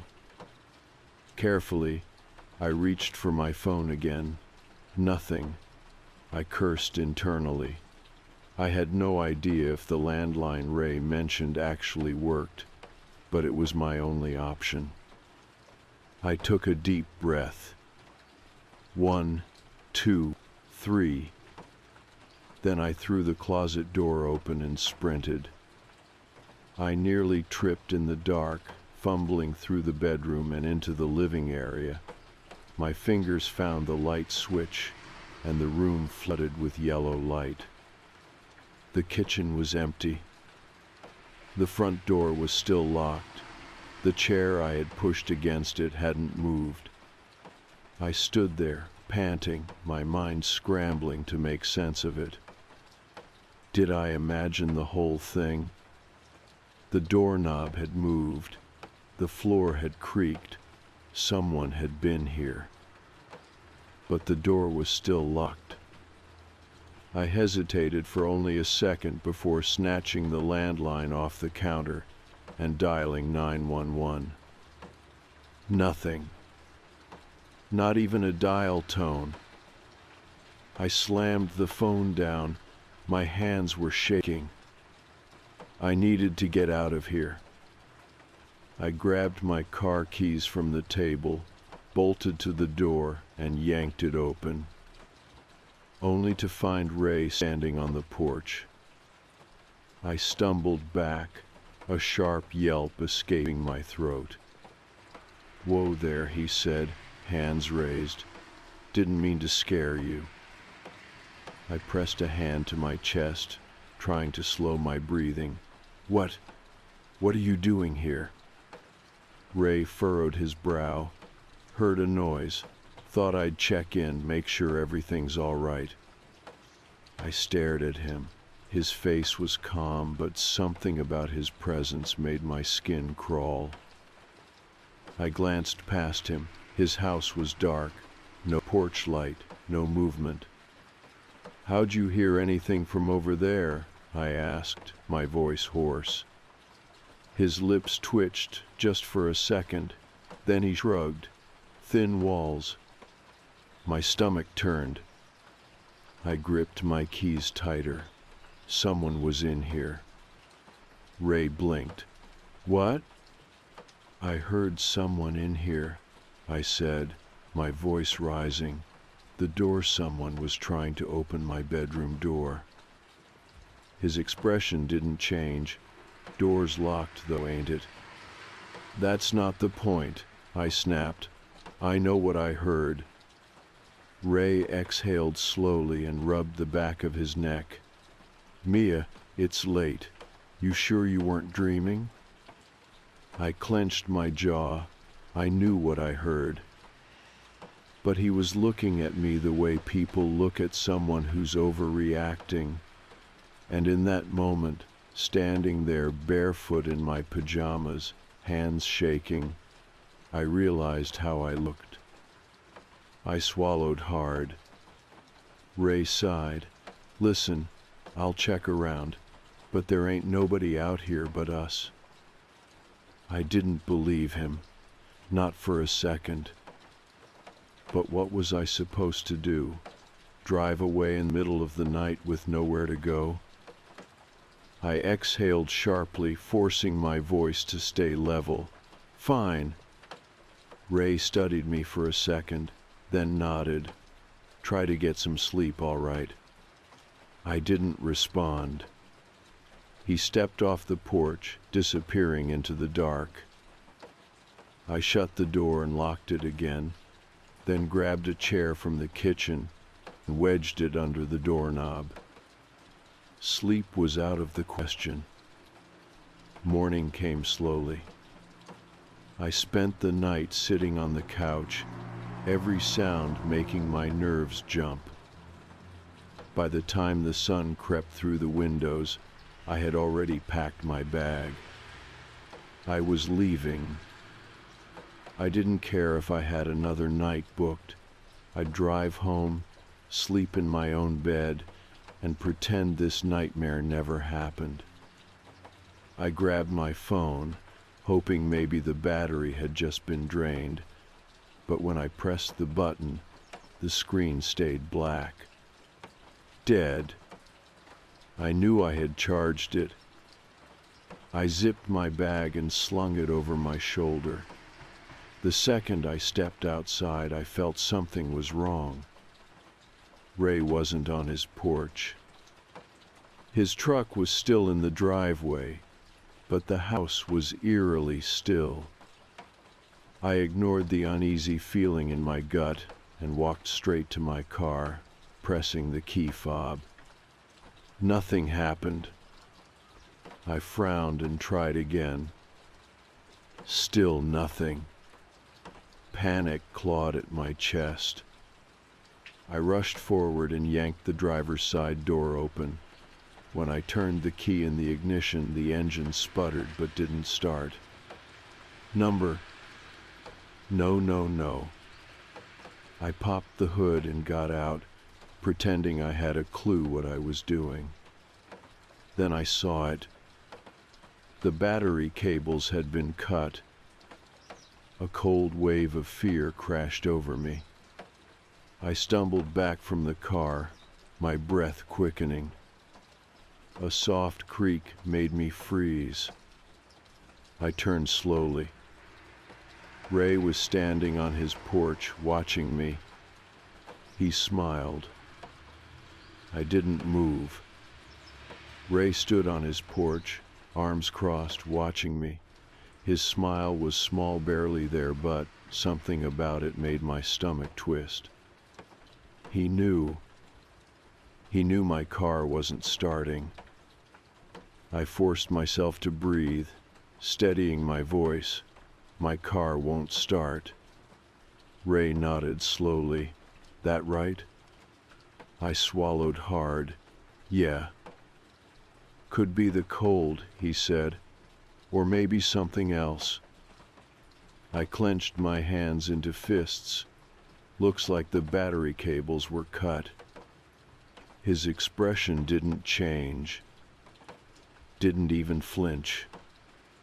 My heart pounded. I can take a look for you, he finally said, stepping off the porch. I stepped back. No, I got it. His eyes flickered to my hand shaking, useless. You sure? I forced a nod. I'll call for help. I knew the landline didn't work, but I had to say something. Ray let out a small chuckle, shaking his head like I had just said something funny. Reception's pretty spotty out here, he said. Might take a while. I fought the urge to run. Instead, I forced a casual shrug, trying to keep my voice steady. Yeah, well, I'll figure it out. He watched me for a second longer, then nodded. All right then. Then, just like that, he turned and walked back inside his house. I stood frozen for what felt like forever, waiting to see if he'd come back out. He didn't. I exhaled shakily and rushed back inside the guest house, locking the door behind me. I had to get out of here. I paced the small living room, trying to think. My phone was dead. The landline was useless. My car wasn't going anywhere. I could run. But run where? The town was miles away, and the roads were surrounded by thick woods. If Ray wanted to find me, he would. I peeked through the blinds toward his house. No movement. Maybe he was just messing with me. Maybe he wanted me to feel scared, like some kind of sick game. Or maybe he wasn't working alone. The thought made my blood run cold. I had to check something. I grabbed my laptop from my bag and opened the Airbnb app. I clicked on the reservation to message someone about what was happening. But the listing was gone. I stared at the screen. No results found. That wasn't possible. I clicked back to my messages, scrolling through my past conversations with Ray. They were gone too. It was like the listing had never existed. My hands shook as I typed out a message to Airbnb support. My reservation disappeared. I think something is wrong. I hit send. An error popped up. No internet connection. I slammed the laptop shut, my pulse racing. This wasn't just paranoia. This wasn't me being dramatic. This was real. I forced myself to think. Ray didn't know about my laptop. He had no idea I had seen the listing disappear. As far as he knew, I was just another clueless guest. Maybe I could use that. I took a deep breath, steadying myself. If I wanted to get out of here alive, I had to act normal. I had to make him think I believed him. A few hours passed. I stayed inside, trying to keep myself from panicking. Around noon, there was a knock at the door. I jumped. Ray's voice came through the wood. Mia? I wiped my hands on my jeans, took a deep breath, and opened the door. He smiled. Thought you might be hungry. He held up a plate, eggs, toast, bacon, a normal, friendly gesture. I forced a smile. "Thanks." He handed it to me. "Figured you'd be staying a little longer, with your car and all." I nodded, keeping my face neutral. "Yeah, I guess so." "Good," he said. "I don't get much company these days." I swallowed hard. I appreciate the hospitality. His smile widened. I shut the door and locked it again, my stomach churning. I wasn't touching the food. By the time the sun started setting, I had a plan. I was going to leave, even if it meant walking through the woods all night. I packed my bag as quietly as I could, stuffing everything inside. Then I waited. Waited for the lights in Ray's house to go out. Waited for him to think I was asleep. By midnight, the house was dark. I slung my bag over my shoulder, slipped on my shoes, and took one last breath. Then I unlatched the window and climbed out. The cold air hit me instantly. The gravel crunched beneath my shoes as I crouched low, creeping toward the tree line. I didn't look at Ray's house. Didn't even glance. I just moved. My heart pounded as I reached the edge of the woods. If I could make it far enough, I could find a road, a car, something. Then I heard it. A whistle. Long, slow, deliberate. My blood turned to ice. It was coming from the porch. I turned my head slowly, my breath caught in my throat. Ray was sitting in a rocking chair, watching me, rocking back and forth, smiling. "You weren't going to say goodbye," he called out. My whole body seized. Run. I turned and sprinted into the woods, branches whipping against my arms, my feet stumbling over roots. Behind me, I heard movement. He was following me. I ran faster, lungs burning, heart slamming against my ribs. The darkness was thick, but I didn't stop. Didn't look back. Then lights. Headlights. A car. I burst out of the trees onto the road, waving my arms frantically. The car screeched to a stop. A woman rolled down the window. "Jesus, are you okay?" I could barely breathe. "Please, please help me." Her eyes flicked past me. My stomach dropped. She saw something. I turned. Ray stood at the tree line, still smiling. The woman in the car hesitated. Her hands tightened on the wheel, eyes darting between me and Ray. "Who is that?" she asked. I was out of breath, shaking so badly I could barely speak. "Please just drive. Just get me out of here." Ray didn't move, didn't call out. He just stood there, half hidden in the darkness of the trees, smiling like this was all some kind of joke. The woman didn't need more convincing. She reached over, yanked the passenger door open. "Get in." I dove inside, slamming the door shut. She didn't waste a second.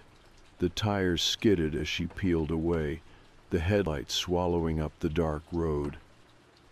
I didn't look back. I couldn't. I pressed myself into the seat, my pulse still jackhammering in my ears. My brain struggled to catch up. I was safe, safer, but my hands wouldn't stop shaking.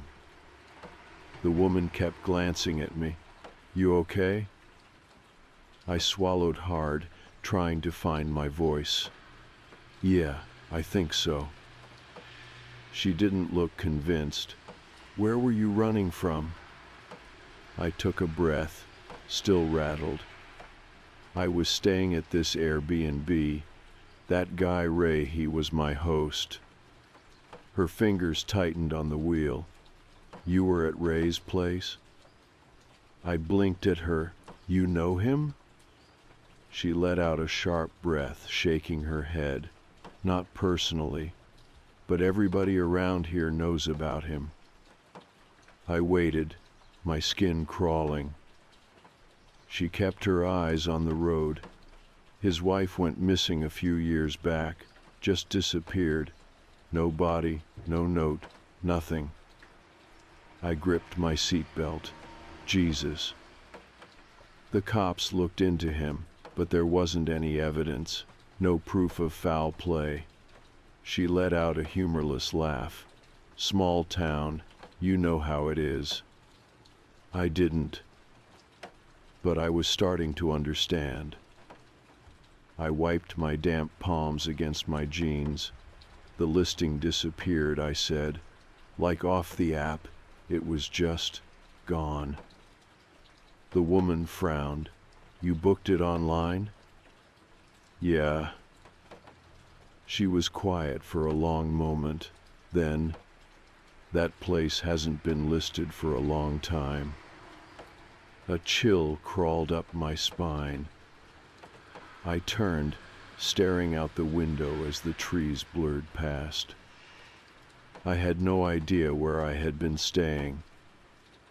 She dropped me off at the police station. I stumbled inside, still shaking. It was late, the front desk mostly empty except for a tired-looking officer sipping coffee. I must have looked awful messy hair, torn clothes, wild eyes, because as soon as he saw me, he straightened. "Miss, you okay?" I gripped the counter, my breath still uneven. "I need to report something." I told them everything. They listened, asked questions, took notes. I expected them to brush me off. I thought they'd look at me like I was crazy. But when I mentioned Ray, the room got colder. The officer exchanged a look with his partner. "You said the listing disappeared?" "Yeah," I said, "and I think," my throat tightened, "I think someone was inside while I was sleeping." The officers didn't speak for a long moment. Then one of them sighed, rubbing a hand down his face. "We'll send someone out." They let me stay at the station while they checked the property. I sat in one of those awful plastic chairs, my foot bouncing. I couldn't stop replaying it in my head. The sounds, the footsteps, that smile. A couple of hours passed before they came back. Ray was gone. His house was empty. The guest house was exactly as I had left it, except for one thing. In the closet, wedged behind the loose paneling, they found something. A camera. I felt sick. It had been watching me. The officers didn't say much after that. They asked me if I wanted to press charges, but for what? Trespassing? Disturbing the peace? The listing didn't exist. There were no records, no contract, nothing. As far as Airbnb was concerned, I had never even been there. And as for Ray, had vanished. I went home the next day. Didn't sleep, barely ate. I kept expecting to see that smile in my window, hear that slow, deliberate click of a doorknob turning in the dark. But the days passed and nothing happened. No word from the police. No sign of Ray. Eventually, I tried to move on, tried to forget. But sometimes, late at night, I wonder, how many other people booked that Airbnb, and how many never left?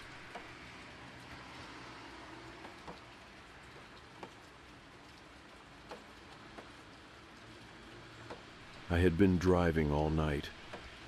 The kind of shift where the city feels like a different place, quieter, darker, the streets stretching endlessly beneath flickering yellow streetlights.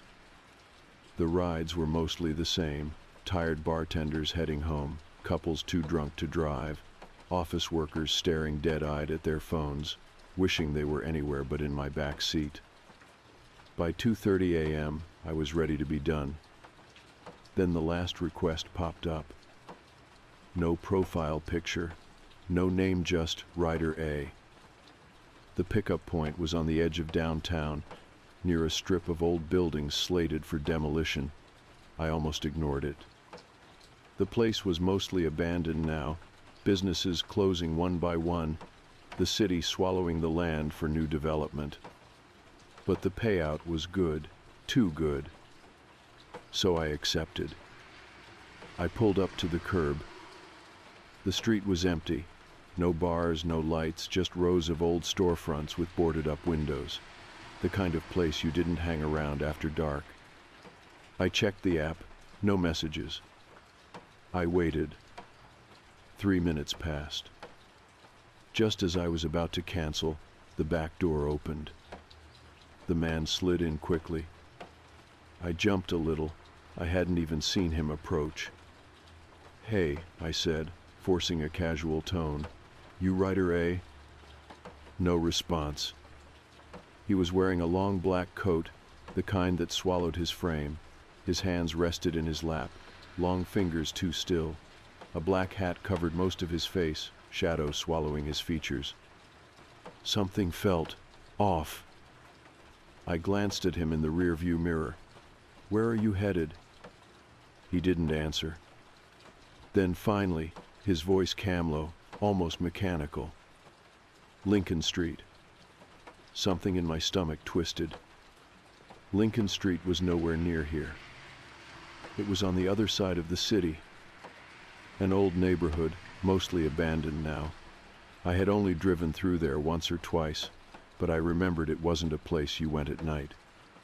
"You sure?" I asked. "That's kind of far, almost outside the city limits." The man didn't move, didn't blink, just repeated flatly, "Lincoln Street." I should have canceled the ride. I should have told him to get out. But instead, I sighed and shifted into drive. The payout was good, too good. I took one last glance at him in the mirror. Something in my chest tightened. The streetlights flickered as we pulled away. The ride was quiet, too quiet. Most passengers fidget. They scroll through their phones, hum to the radio, adjust their seatbelts, something. But this guy, nothing. No movement, no sounds. Just stillness. The longer we drove, the heavier the air in the car became. I could feel it in my chest, thick and pressing, like the space had somehow shrunk without me noticing. I kept glancing at him in the rearview mirror. His head was slightly tilted downward, shadow covering most of his face. The brim of his hat was low, but I could just barely see his mouth. He wasn't smiling, wasn't frowning either. His expression was void, like a person caught between moments, like someone who had forgotten they were supposed to be alive. The streetlights passed in streaks of orange, flashing against the windshield, against his face. I cleared my throat. "So, been out late?" No answer. I gripped the wheel a little tighter. "Just visiting someone?" Nothing. "Work?" Silence. I exhaled sharply through my nose, shaking my head. All right, man, cool. Maybe he was just drunk, or high. Maybe he was mute, or maybe he just didn't want to talk. Fine by me. I turned up the radiolo, just enough to fill the void. Static. I frowned, glancing at the screen. The signal had died, which didn't make sense.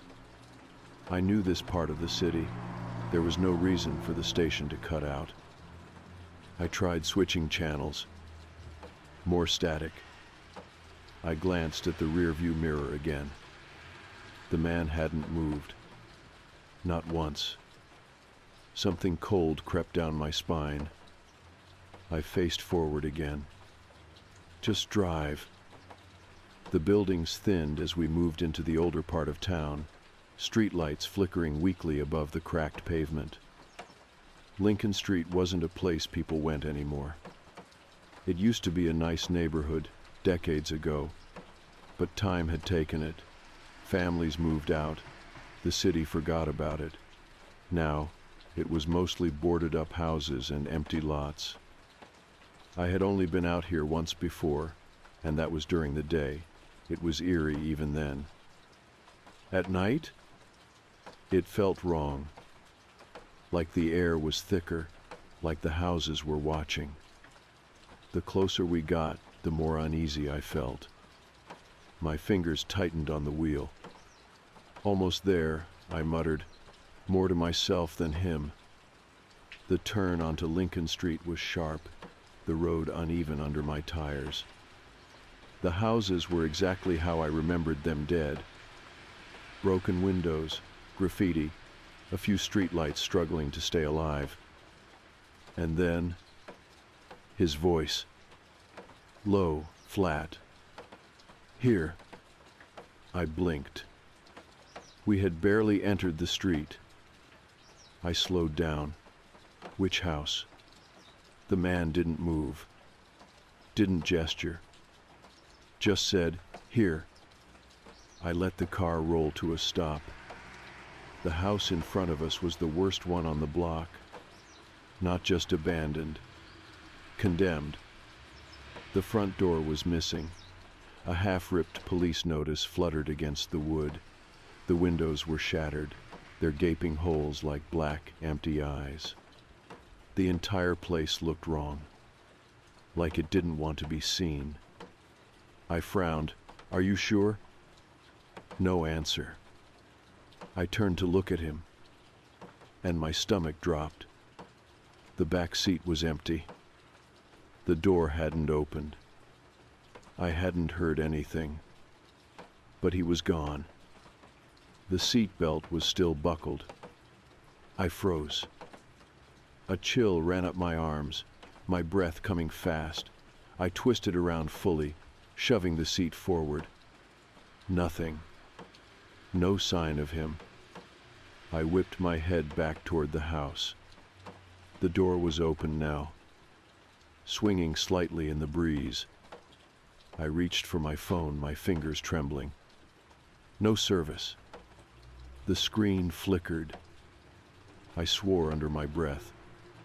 Something was wrong. So fucking wrong. I hit the lock button on my doors. Clunk.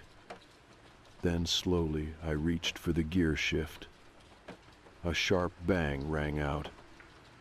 I jumped. The sound had come from behind me. From the trunk. I sat there, frozen, my breath too loud. Bang.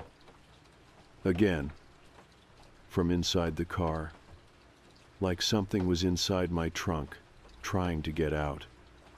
I swallowed hard, my heartbeat hammering against my ribs. This isn't real. But it was. Another bang louder this time. I wasn't going to check. I wasn't that kind of person. I threw the car into drive and peeled out of there, tires screeching against the pavement. My hands were slick with sweat, my knuckles white on the wheel. The road twisted and turned, my headlights barely illuminating the broken pavement ahead. I didn't stop. Not until I hit the freeway. Not until I saw the familiar glow of the city ahead. Only then did I pull over. My hands were shaking so badly, I could barely put the car in park. The silence inside the car felt too loud. I glanced at my phone. Full service now. Like nothing had ever happened. I let out a shaky breath. Get out. I turned off the engine and stepped into the cold night air, my breath coming fast, uneven. I walked to the back of the car, my hands trembling. Don't do this. But I had to. I gripped the trunk handle and pressed the release. The latch clicked. The trunk swung open. Empty. Nothing inside. Just my emergency kit, a spare tire. No sign of anything. I stood there, staring, my mind racing. I wasn't crazy. I heard it. I felt it. Something had been in there. Or something had left. I slammed the trunk shut, my heart still pounding. I needed to go home. I needed to forget this ever happened. But as I climbed back into the driver's seat, I noticed something. My ride history. The trip wasn't there. No record of Rider A. No pickup. No drop-off. Like the ride had never existed. Like he had never existed. My fingers trembled as I closed the app.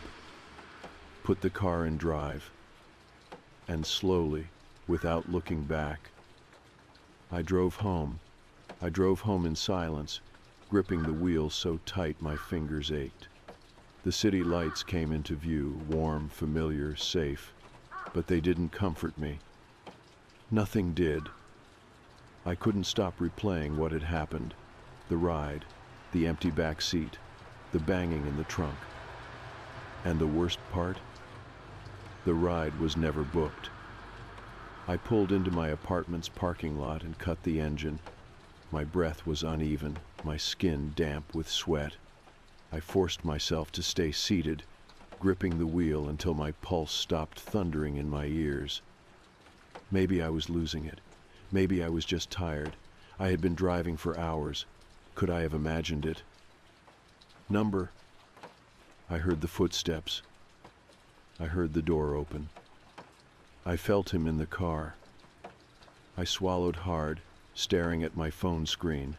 The app was still open, the ride history sitting there empty. But then, a notification. One I hadn't seen before. A pending trip review. My stomach twisted. I tapped on it with shaky fingers. There was no passenger name, no location, just one option. Rate your ride with Rider A. The rating screen glowed at me, waiting. 5 empty stars. I stared at it, my body suddenly ice cold. This wasn't real. I pressed 1 star just to see what would happen. The screen flickered. Then a new message appeared. A text. From Rider A. Thank you for the ride. I nearly dropped the phone. My pulse slammed against my ribs. I had to be dreaming. Another message popped up. I enjoyed our time together. My stomach turned. A final message. Let's do it again soon. I threw the phone down. My breathing was shallow, chest tight with something I couldn't even name. Number no, no, no. I grabbed the device, my fingers shaking, and checked the number. Unknown. I opened the chat, nothing was there. The messages were gone. The review request was gone. I exhaled sharply, rubbing my face. I was tired. I needed sleep. That's all this was. I locked my car and made my way inside. Sleep didn't come easy. Every time I closed my eyes, I saw the back seat, the empty space where he had been. The dream came just before dawn. I was back in the car, driving. The city was gone. The streets stretched endlessly, lined with houses that had no windows, no doors, just dark, gaping holes. I gripped the wheel, trying to stop, but I couldn't. My hands wouldn't move. Then, a whisper from the back seat, soft, amused. "You pick me up." My breath hitched. I looked in the mirror. A man sat in the back seat, but it wasn't him. His face was blurred, flickering, like static on an old television. "I like this game," he said. I tried to wake up, tried to jerk myself out of it, but the dream held me there. The man leaned forward, his face shifting, morphing, trying to form something recognizable. "You'll pick me up again, won't you?" I woke up gasping. The next day, I deleted the app. I told myself that was enough. That if I just stopped driving, if I stopped picking people up, I would be safe. But I knew deep down that wasn't true. Because later that night, when I got back in my car to run errands, the seatbelt in the back was still buckled. I never picked up another passenger again. But sometimes, when I drive alone at night, I hear the seat creak. I hear breathing behind me. And when I glance in the rearview mirror, for just a second, I see a shape in the back seat, waiting.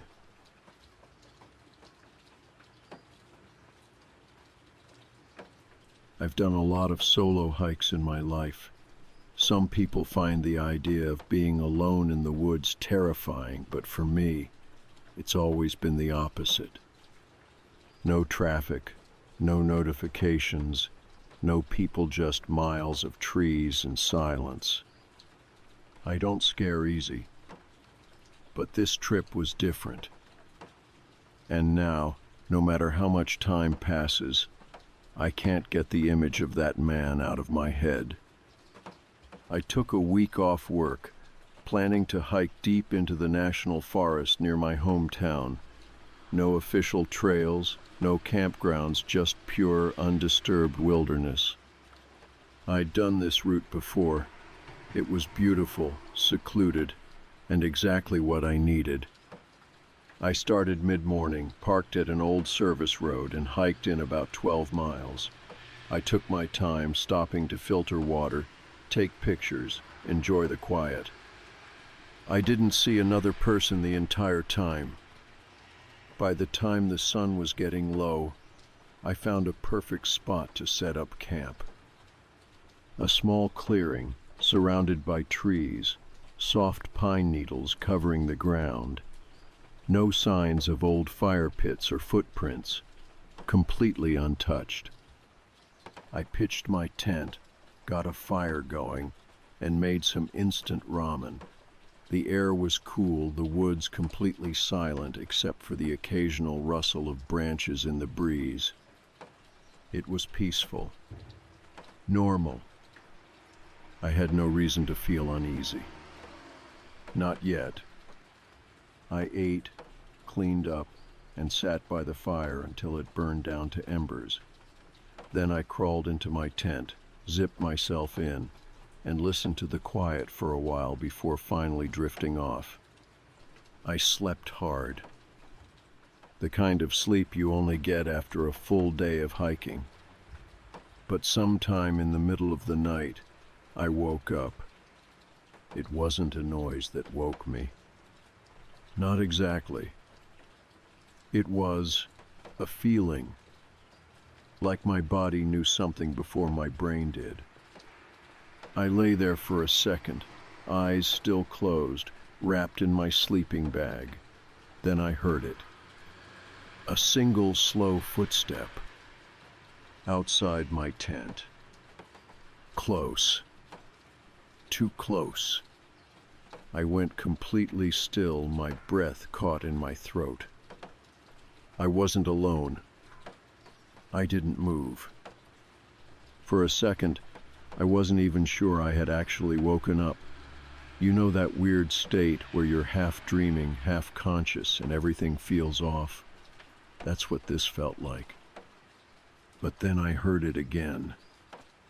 Another footstep. Closer. It wasn't an animal. I know what deer sound like, what raccoons sound like. This was deliberate, a careful human step, like someone shifting their weight ever so slightly. My mouth went dry. I forced myself to breathe slow and quiet. My sleeping bag felt too tight, suddenly, like I was trapped inside it. I couldn't see anything, the tent was zipped shut, and I wasn't about to start moving and let whoever was out there know I was awake. So I just lay there, listening. Soft crunch. Another step. Then nothing. For what felt like forever, there was just silence. I strained my ears, trying to hear past the ringing in my head. No breathing. No rustling. Just the wind moving through the trees, slow and steady. I started to convince myself that maybe I had imagined it, that maybe a branch had fallen or the wind had knocked something loose. I told myself that. Right up until I heard it again. Closer this time. Right outside the tent. I don't know how long I stayed like that. Still, holding my breath, listening so hard my ears were ringing. The footsteps had stopped, but I knew someone was still out there. I could feel it. A kind of pressure in the air, like the weight of another person's presence. The same feeling you get when someone stands behind you, even if you don't hear them. I swallowed hard. My throat was dry. I needed to see. Not all at once, just a little. Enough to know if my brain was screwing with me. Enough to confirm that I wasn't alone. Slowly, inch by inch, I reached for the zipper. I did it so carefully that I barely felt like I was moving. My fingers trembled as I slid the metal tab down just an inch, just enough to peek through. I could see the trees, the dark outlines of branches shifting in the wind. Nothing else. I exhaled quietly. Maybe I really had imagined it. Maybe. Movement. My stomach clenched. At the very edge of my vision, just beyond the glow of my dying fire, a figure. A man. Standing completely still. Facing my tent. I stopped breathing. Every muscle in my body locked up. He wasn't holding a flashlight. He wasn't carrying a pack. No gear, no headlamp. Just standing there. I felt like I was going to be sick. Who the hell was out here this deep in the woods? There were no campgrounds, no nearby trails. I had hiked 12 miles off the main path. There was no reason for anyone to be here. And yet, here he was. Just watching. I stayed like that for what felt like hours, barely able to breathe. The man didn't move. Didn't shift his weight. Didn't make a sound. Just stood there, feet planted, head slightly tilted. Looking at my tent, looking at me. A deep, sickening realization crawled up my spine. He knew I was awake. I stayed frozen. I kept telling myself, Don't move. Don't make a sound. Don't let him know you see him. But it was pointless. He already knew.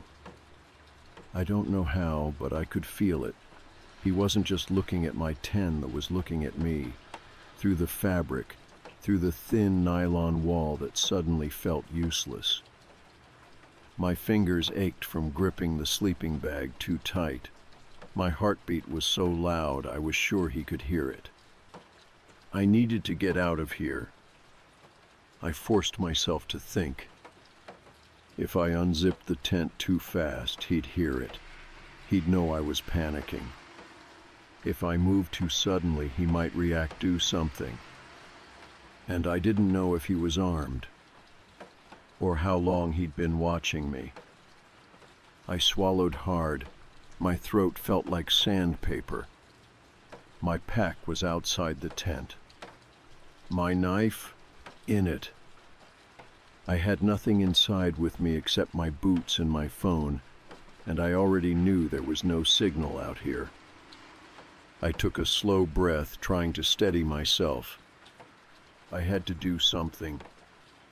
I unzipped the tent, just a little more. The movement felt deafening.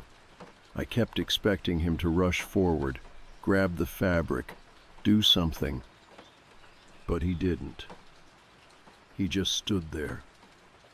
I could see him more clearly now. His clothes were wrong.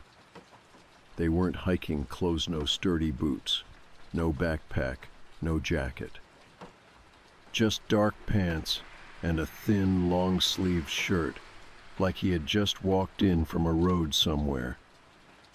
Like he hadn't planned to be out here. Like he had just ended up here. I felt a deep, heavy wrongness settle in my gut. Something wasn't right. And then he took a step forward. I reacted without thinking. I yanked the zipper down and lunged out of the tent. My hands hit the dirt hard, but I scrambled to my feet fast, my eyes locked on where he had been. He was gone.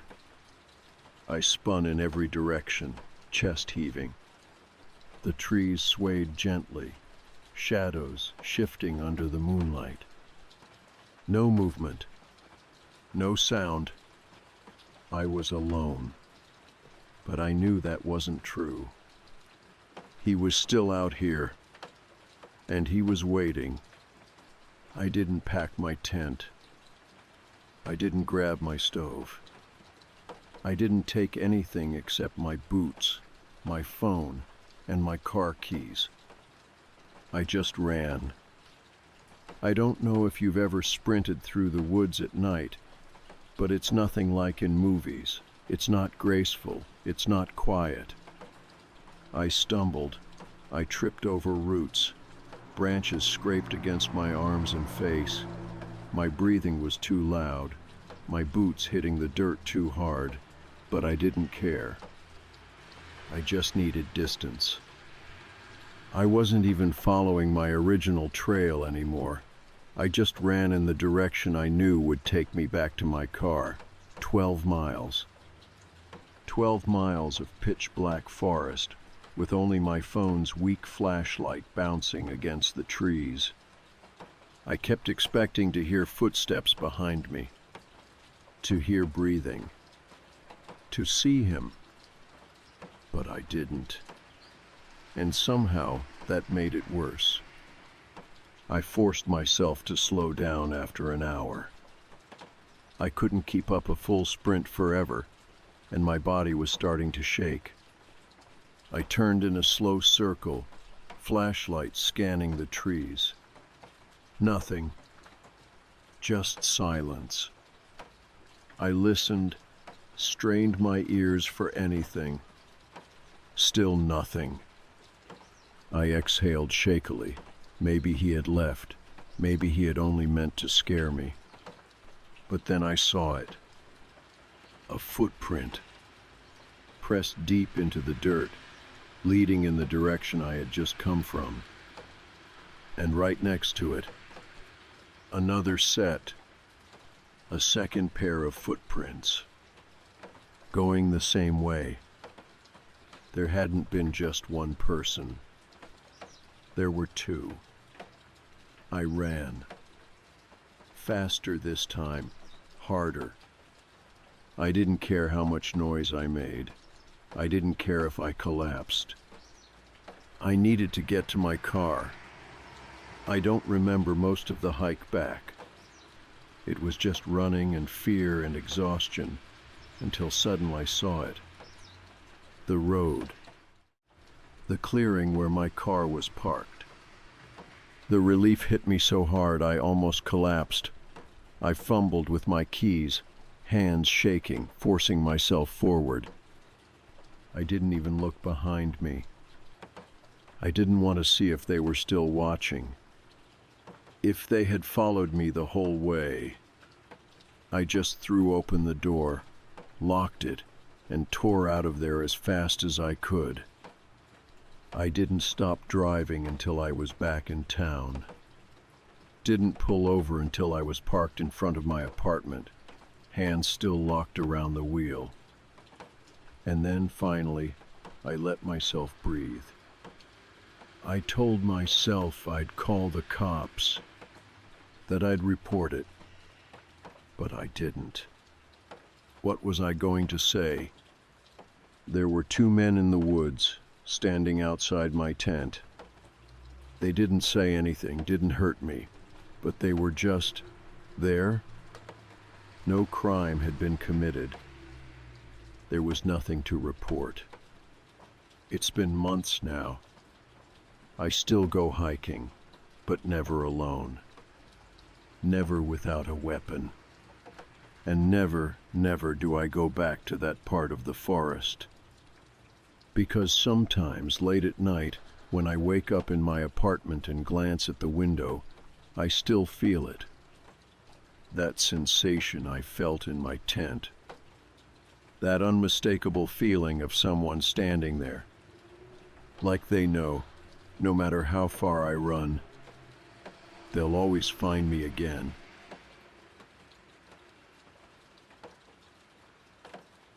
I get sleep paralysis a few times a year.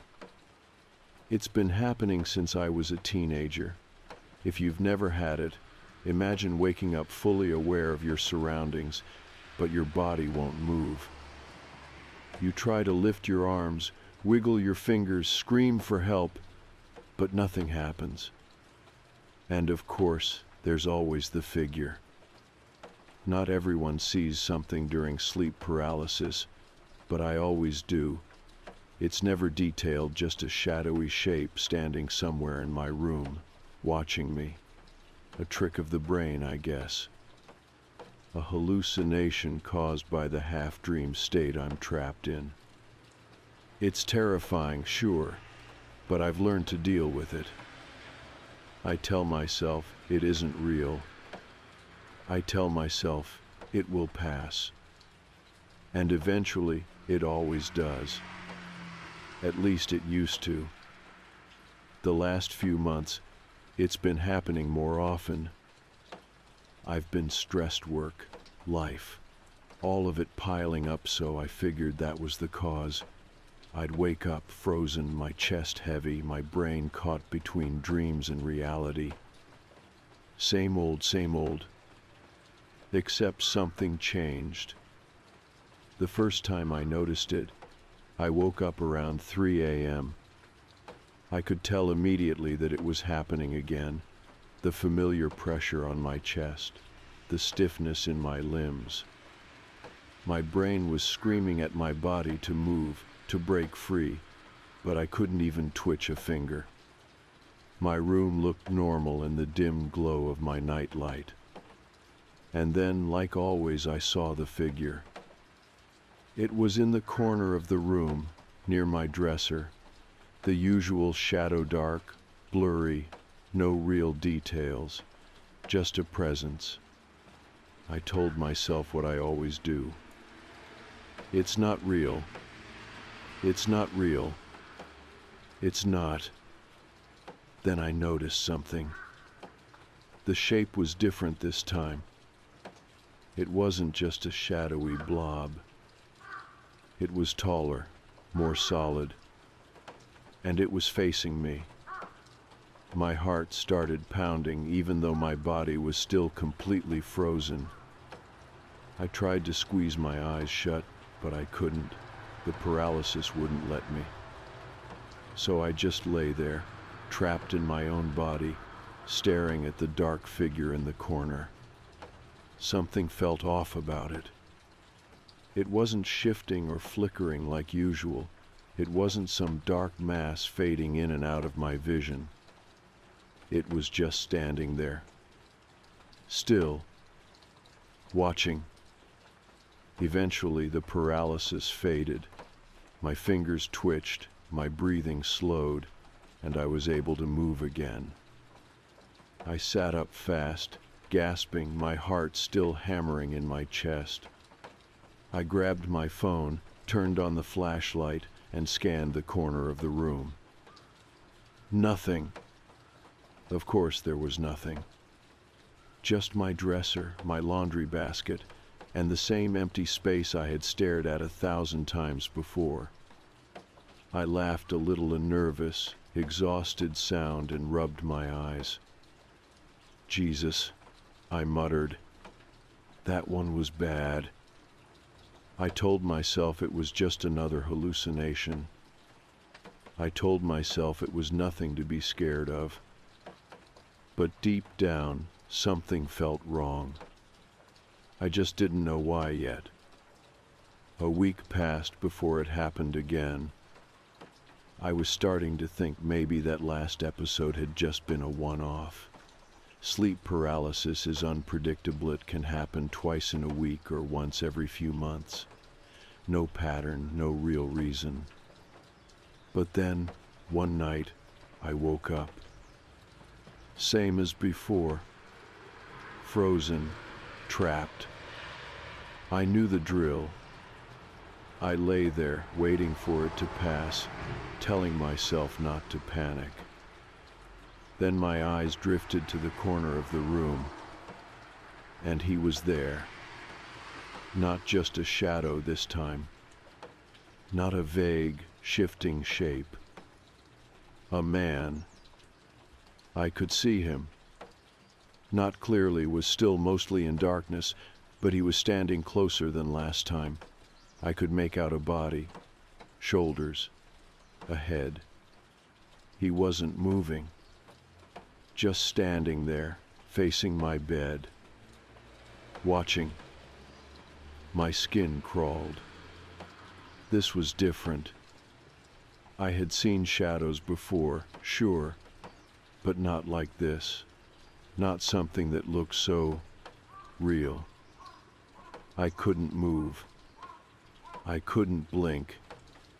My breathing was slow, shallow, like my body was trying not to draw attention to itself. I wanted to squeeze my eyes shut.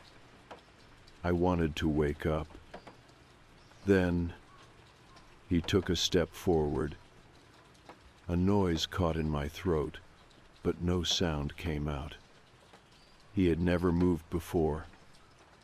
The shadowy figures, the hallucinations, they were always static, like part of the background. But this time, he stepped toward me. Not fast. Not aggressive. Just slow and deliberate. Like he was seeing how close he could get. Like he knew I couldn't move. Like he was testing me. I tried to fight it. Tried to will my body to snap out of it. My fingers twitched, my breathing hitched. I was so close. Then he moved again. Closer.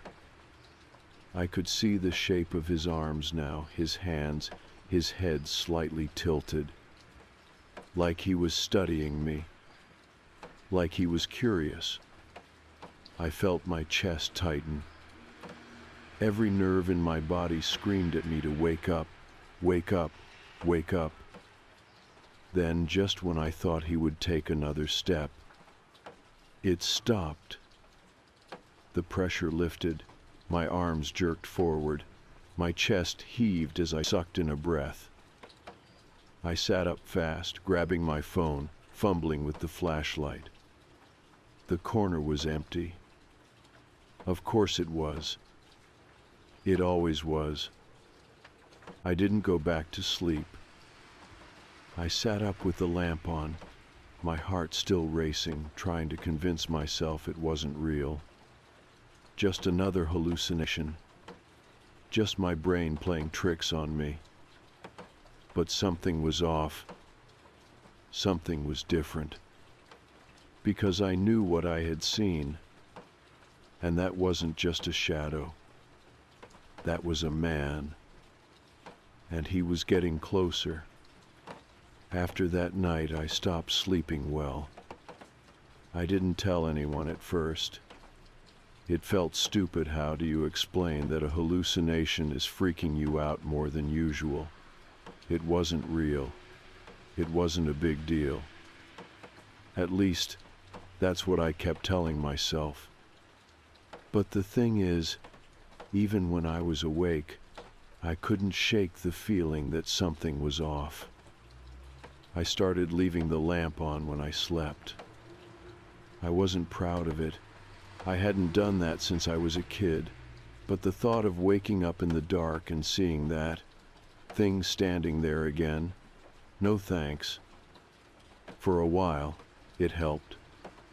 No sleep paralysis, no weird figures in the corner. I almost convinced myself I had imagined the whole thing. Almost. Then one night, I woke up normally. No paralysis, no pressure on my chest. Just that uneasy feeling, like something had woken me up.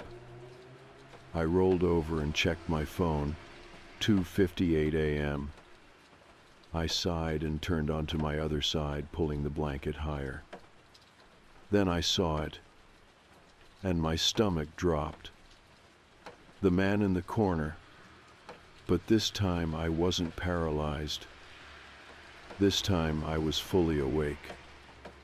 I stopped breathing. For a second, my brain tried to rationalize it. Maybe my eyes were adjusting. Maybe it was a trick of the light. But no, it was him. Standing there, closer than before. I sat up so fast my vision blurred. I reached for my phone, fumbling to turn on the flashlight. The beam lit up the corner. Nothing. I stayed like that for a long time. Just sitting in bed, phone in my shaking hands, staring at the empty space where he had been. I wanted to believe it was sleep paralysis again. I really, really did. But I wasn't frozen this time. I had been awake. And for those few horrible seconds before I turned on the light, I had seen him. Not a shadow. Not a shape. A man. I didn't sleep after that. Not that night. Not the night after. Every time I closed my eyes, I expected to see him again. The man in the corner. But this time, I wasn't worried about sleep paralysis. Because I had been awake. I tried to convince myself that I was overtired, that stress was messing with my head. I even looked up hypnagogic hallucinations, those weird visions people get when they're half asleep. I told myself that's all it was. But deep down, I didn't believe it. Because something was wrong. I could feel it. I started checking my apartment more carefully. Locked my door, double-checked my windows. Everything was normal, perfectly normal. Until I noticed something. My bedroom door has this old lock on it. One of those simple turn latches, barely does anything. I never locked it before, because why would I? I live alone. But lately I had started locking it before bed, just in case.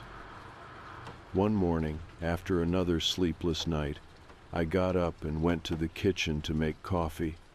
I wasn't even thinking, just going through the motions. And that's when I saw it. The lock. It was unlocked. I froze. I knew I had locked it before going to bed. I remembered doing it. And now it was open. I felt something cold crawl through me. I turned and scanned the apartment. Checked the windows, the front door. All locked. I tried to tell myself I had just forgotten, that I had imagined locking it. But I knew better. That night I didn't go to bed. I sat on the couch, lights on, watching my bedroom door like it might move on its own. By 3 a.m., I was exhausted.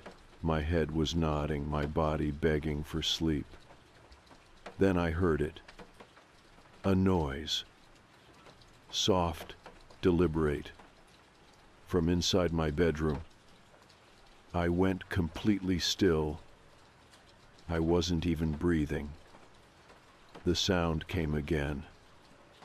A slow, creaking shift, like someone shifting their weight on the floorboards. I didn't move, didn't blink, didn't even look away from the door. I should have called the police. I should have done anything but what I did next. I stood up, and I opened the door. The room was empty. For a second, I thought I had imagined it. Then my eyes flicked to the closet. The door was open, just a crack. I hadn't left it open. I knew that. I swallowed hard. My body felt like it didn't belong to me anymore. Every instinct was screaming at me to run, to leave, to get out of that apartment and never come back. Instead, I stepped forward. My hand reached for the closet door, and I pulled it open. The first thing I saw was a blanket, crumpled in the corner. Then food wrappers, empty water bottles. I stared, my brain trying to catch up. And then, just as I was taking a step back, my eyes landed on something else. A notebook. I picked it up with shaking hands. The cover was worn, dirty. The pages were filled with handwriting. I flipped through it, my breath catching.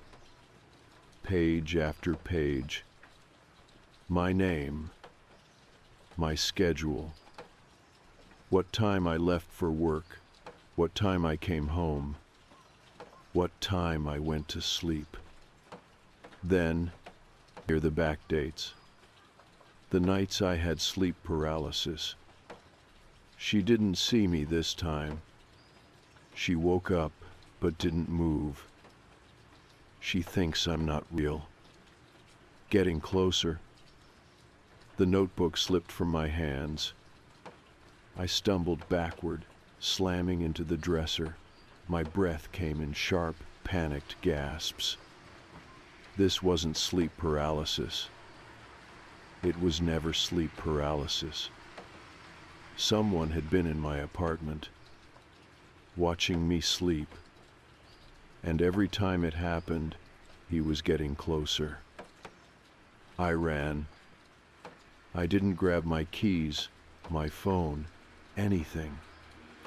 I just ran out of the apartment, barefoot, panicked, heart hammering so hard it felt like it might stop.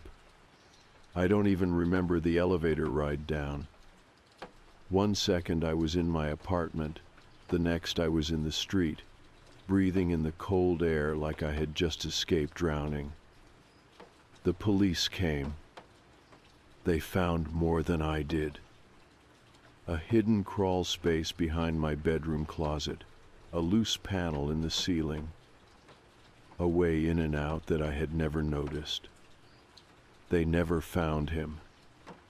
I moved that same week. Didn't even go back to pack. I had friends do it for me. I told them to throw everything away. I didn't want a single thing from that apartment. I just wanted to forget. I sleep with a knife next to my bed now. I have cameras in my house, multiple locks on every door. I don't tell people about what happened, not really. Because who would believe me? Who would believe that for months I thought I was hallucinating, when the whole time there was a man in my apartment watching me sleep?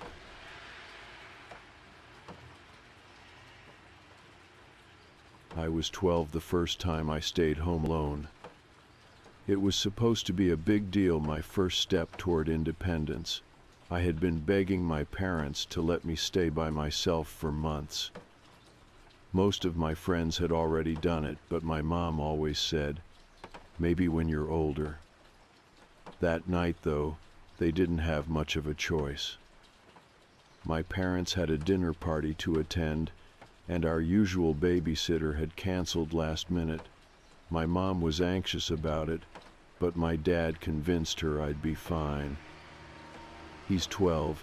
He knows how to use the microwave. He'll survive a few hours. Mom still hesitated. What if something happens? Then he calls us. I remember rolling my eyes. I had stayed home for an hour or two before, but never at night. That was the big difference, apparently. It was silly. Nothing bad ever happened in our neighborhood. At least, that's what I thought. They left around 7. I stood at the front door, watching their car disappear down the street, feeling that first rush of freedom. I could do whatever I wanted, eat whatever I wanted, watch whatever I wanted. No bedtime, no parents telling me to turn the television down. I made a microwave pizza, grabbed a can of soda, and parked myself on the couch. My mom had given me a long list of house rules before they left: no answering the door, no cooking on the stove, no calling friends over. I didn't plan on breaking any of them. I just planned on enjoying the silence. For the first hour, I did. And then I heard the footsteps. They came from upstairs. Soft, slow creaks against the wooden floorboards. At first, I thought maybe it was the house settling. That's what my dad always said whenever the walls popped or the pipes groaned. It's an old house, buddy. Old houses make noise. So I ignored it, turned up the volume on the television, and took another bite of my pizza. Then I heard it again. This time, closer. My stomach twisted. I hit pause on the remote, and the house fell silent. For a second, I thought I had imagined it. Then, creak. A slow, deliberate step. Right above me. I sat there, frozen, my soda can sweating in my hand. I didn't want to panic. I couldn't panic. I told myself to think logically. Maybe I had left a window open. Maybe the wind was pushing something across the floor. Number. That wasn't it. I would have heard the wind, and the sound was too precise, too intentional. Like someone was moving upstairs. My first thought was my parents. Maybe they had come back early. Maybe my mom had forgotten something. I turned and glanced at the front door, still locked. I glanced at the kitchen window. The driveway was empty. The house was empty. Except it wasn't. I stood up slowly, my heart pounding. I didn't know what to do. I was 12. I had never been in a situation like this before. My mind raced through every possible explanation. A burglar? No, that didn't make sense. Nothing had broken. No shattered windows, no forced door. My older brother playing a prank on me? No, that made even less sense. My brother was away at college. But someone was up there. I could feel it. I crept toward the base of the stairs, trying to keep my footsteps light. It was stupid. If someone really was up there, what was I going to do? Yell at them? Tell them to leave? My hands curled into fists. My legs felt shaky. Another step. Another creak above me. They were moving. I swallowed hard and glanced around the room. My eyes landed on the baseball bat leaning against the wall by the closet. My dad had bought it for me last Christmas, hoping I'd get into baseball. I never really did, but I was glad I had it now. I grabbed the bat and gripped it tight. My palms were sweaty. I took a slow breath. Then I started up the stairs. The hallway light was off, but the glow from the street lamp outside cast long shadows along the walls.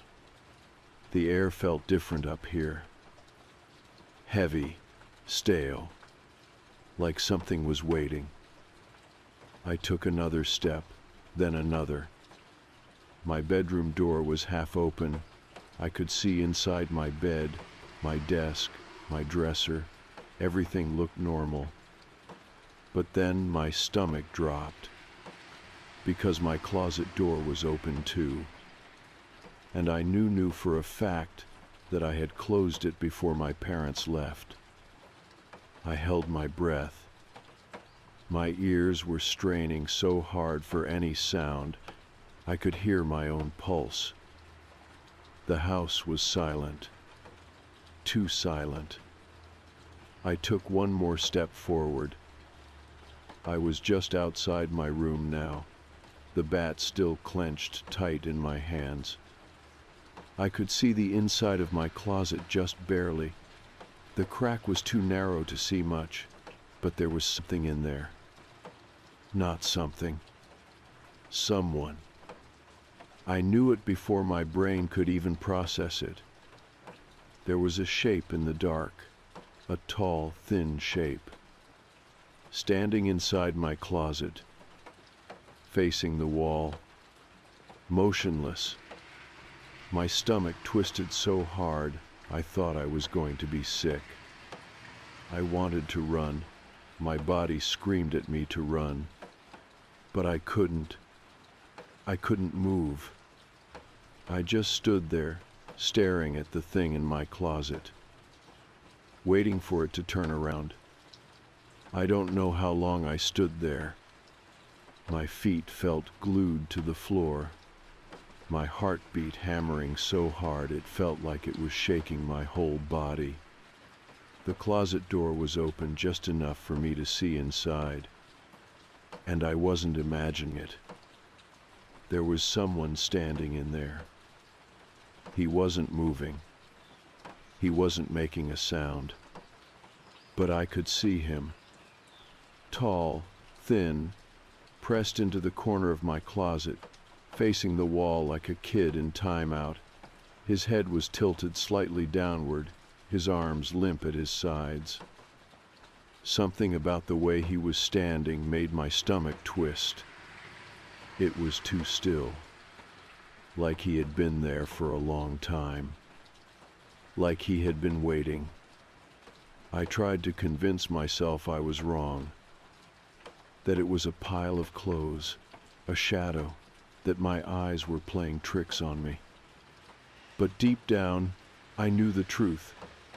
There was a man in my closet, and he had been there the whole time, I gripped the bat tighter. I should have run. I should have screamed. But I didn't want to draw attention to myself. If he hadn't noticed me yet, maybe I could get away before he did. My breath was coming in short, uneven gasps.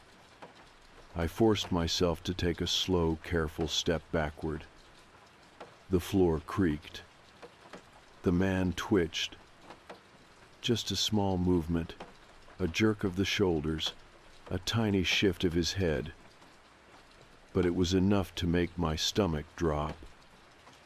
I couldn't see his face, and I didn't want to. I stepped back again, slow, steady, my entire body locked up with terror. Another creak beneath my feet. His head tilted further, not toward me, just downward, like he was listening, like he was waiting for something. I swallowed hard. My legs felt weak. One more step back. Another. The floor creaked again. Then, from inside the closet, I heard something that made my blood run cold. A whisper. A murmur. Low, breathy, and not meant for me. Don't turn around. Don't turn around. Don't turn around. I couldn't breathe. It wasn't a warning. It wasn't a threat. It was like he was talking to himself, repeating the words over and over, like a mantra, like a rule. Don't turn around. Don't turn around. I didn't move, didn't blink. The air felt thick, heavy, with something I couldn't name. I was so close to the door, so close to getting away. But my legs wouldn't work. I just stood there, gripping the bat, waiting for him to move, waiting for him to turn around. I should have run. I should have turned around, bolted down the stairs, and gotten out of the house. But I couldn't move. I just stood there, gripping the bat so hard my fingers ached, staring at the man in my closet. He was still facing the wall, still whispering. Don't turn around. Don't turn around. Don't turn around. His voice was low and breathy, like he was talking to himself, like he was following instructions. And for some reason that terrified me more than anything. My throat was dry. I could barely swallow. Every instinct in my body screamed at me to get out of there, but my legs wouldn't listen. I needed to see his face. No, I didn't. I needed to leave. I took a slow step backward, then another. The floor creaked under my weight, but he didn't react. Just kept whispering. Don't turn around. Don't turn around. I reached the doorway. My foot hit the hall carpet. One more step, and I'd be out of the room. Then, just as I moved, he stopped. Mid-sentence, mid-breath. The room went silent. And then he moved. His head jerked to the side, not like a normal movement, but fast, unnatural, like someone pulling a puppet's strings. His shoulder twitched. His hand twitched. And then, in a voice that didn't sound like a whisper anymore, he said something new. Something I will never forget for the rest of my life. You're not supposed to see me. I ran. Finally, my body listened. I spun around so fast I nearly tripped, bolted out of my room, and sprinted down the hallway. Behind me, I heard a rustling movement, not footsteps, but something shifting inside the closet. I didn't look back. I couldn't. I wouldn't. I flew down the stairs, my socks slipping on the wood, gripping the railing so hard I nearly yanked my own arm out of the socket. I didn't stop, didn't breathe, didn't even think. I just ran for the front door. My hands fumbled with the lock. My fingers were shaking so bad I could barely turn it. Then a noise upstairs. A creak. A footstep coming out of my room. I ripped the door open and screamed. I tore through the front door, my bare feet slamming against the cold concrete porch. I didn't stop. Didn't even think. I ran straight into the yard, sucking in sharp, panicked breaths, my legs moving faster than they ever had in my life. My heartbeat pounded in my ears and my brain wasn't processing anything except get out, get out, get out. I didn't stop until I was halfway down the street. And then I finally turned around. The front door was still open. The hallway light glowed softly, spilling out onto the porch. But nothing moved. No footsteps. No shadow in the doorway. No man. Just my empty house, silent and waiting. I stood there, chest heaving, barefoot in the middle of my street, gripping the baseball bat like it was my lifeline. I didn't know what to do. I was 12. I had never been more scared in my life. I wanted to run to a neighbor's house, to pound on their door, and beg them to call the police, but what was I even going to say? That there was a man in my closet? That he had been standing there for God knows how long, whispering to himself, not moving? That he told me I wasn't supposed to see him? It didn't make sense. And the worst part, I still didn't know if he was real. I stood there for what felt like forever.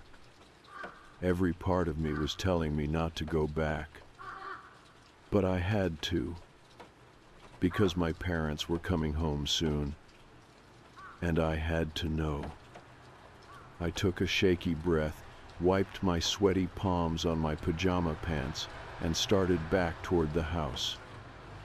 My feet ached from running barefoot. The cold pavement stung against my skin, but I barely noticed. All I could think about was the closet, and what I had seen inside it. I stepped onto the porch. The house felt different now. The warm, familiar space I had grown up in felt foreign, like I had stepped into someone else's home. I gripped the bat tighter and forced myself inside. The hallway was quiet. The air was thick, too still. I waited, listened. Nothing. I crept toward the stairs, my heartbeat hammered in my chest. The entire house felt like it was holding its breath, like it was waiting for me to see something I wasn't supposed to see. I started up the steps, each one creaking under my weight. I didn't want to do this, but I had to. I had to know. I reached my bedroom door. It was open now, not how I had left it. My hands were shaking. I took a slow step inside, my breath caught in my throat. And then I looked at the closet. It was empty. The blanket was gone. The food wrappers, the man, everything, like he had never been there at all. I stared for a long time. Then I shut the closet door, and this time I locked it. My parents got home 15 minutes later. I didn't tell them what happened. I wanted to. I almost did. But I couldn't.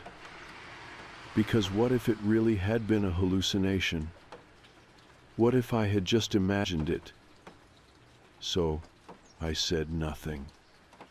And I didn't sleep at all that night. I moved out of that house years ago. My parents still live there. I don't visit often. When I do, I never go upstairs. I never go near that closet. Because I still have nightmares about it. About the way he stood there facing the wall. The way he whispered to himself. The way he moved. But the worst part, the part that still keeps me up at night. I never told anyone what happened. I never asked if they ever saw him. And part of me is terrified to find out the answer. Because what if I wasn't the only one?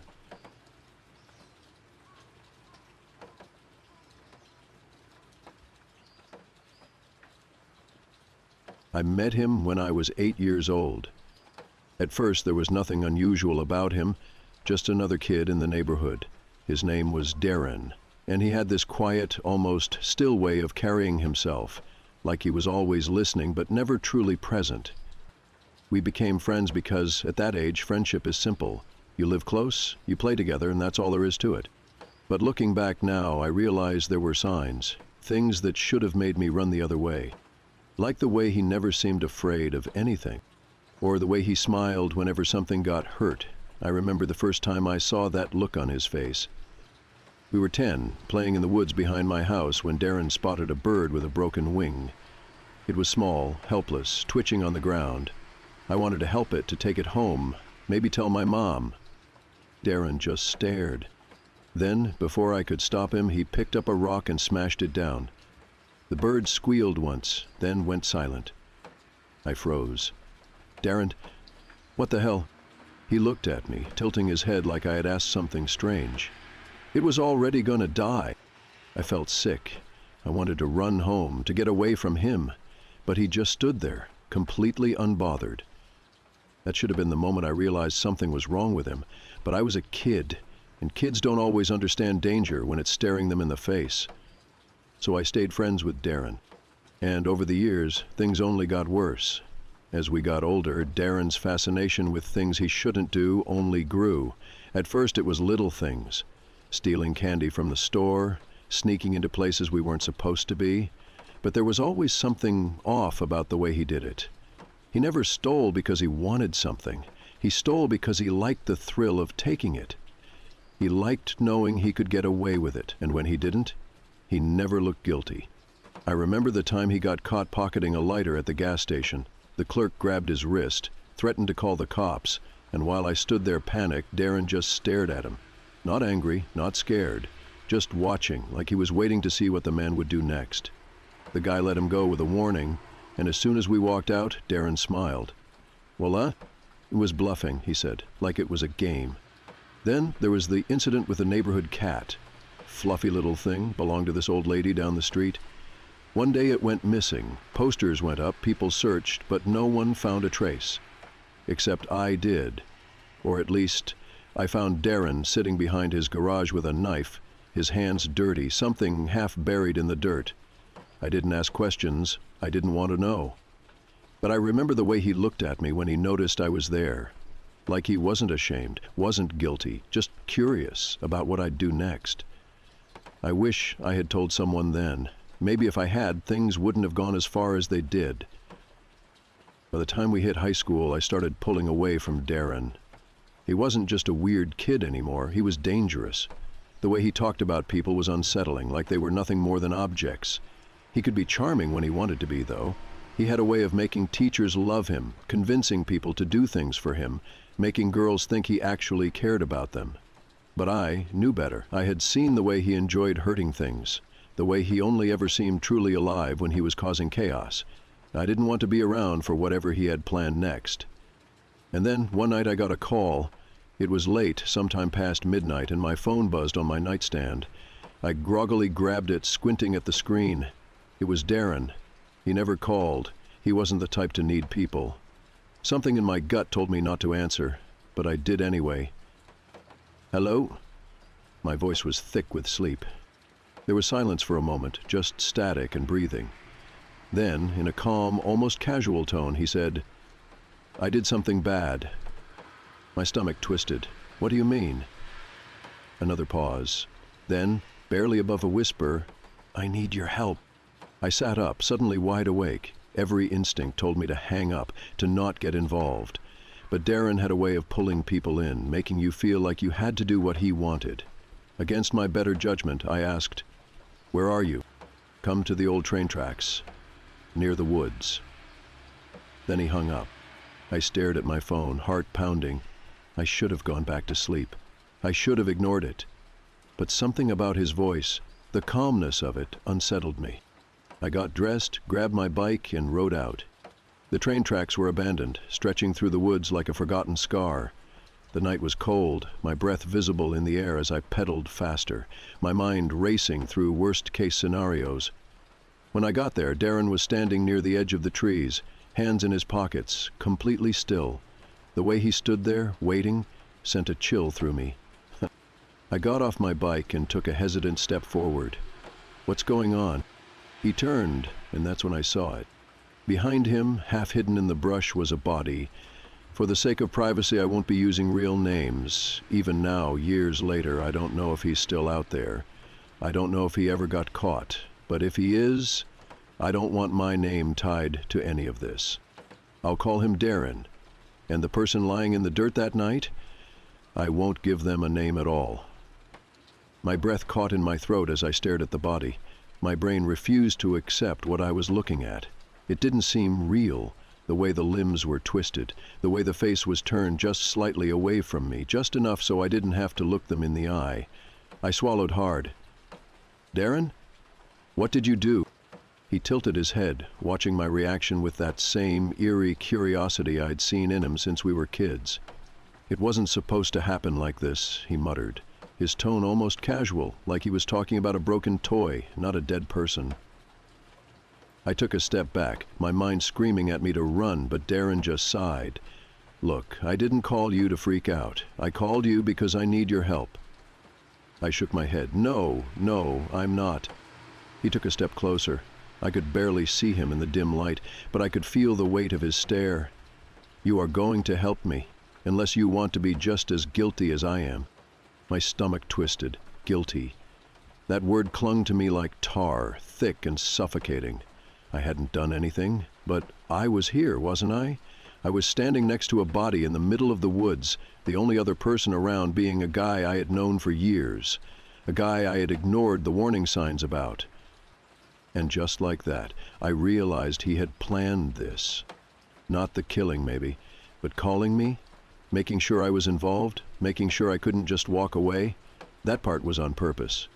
I was trapped. My whole body was screaming at me to turn around and run, but my legs wouldn't move. I kept staring at the body, my mind desperately trying to convince itself that this wasn't real, that maybe it was some kind of sick joke, but it wasn't. The air smelled like iron, the dirt beneath the body looked dark and wet, and Darren, if that was even the name I should be using, stood there, watching me, waiting. My voice caught in my throat. "I don't know what you expect me to do." Darren sighed, almost like he was disappointed in me. "I expected you to not be such a little bitch about this." He turned and kicked the dirt near the body, shifting some of the leaves over it. "We need to move it. There's a creek not far from here." That was it. That was the moment I realized he wasn't panicked. He wasn't regretting anything. He was calm. He had already thought this through. I took another step back, feeling my breath quicken. "I'm not helping you."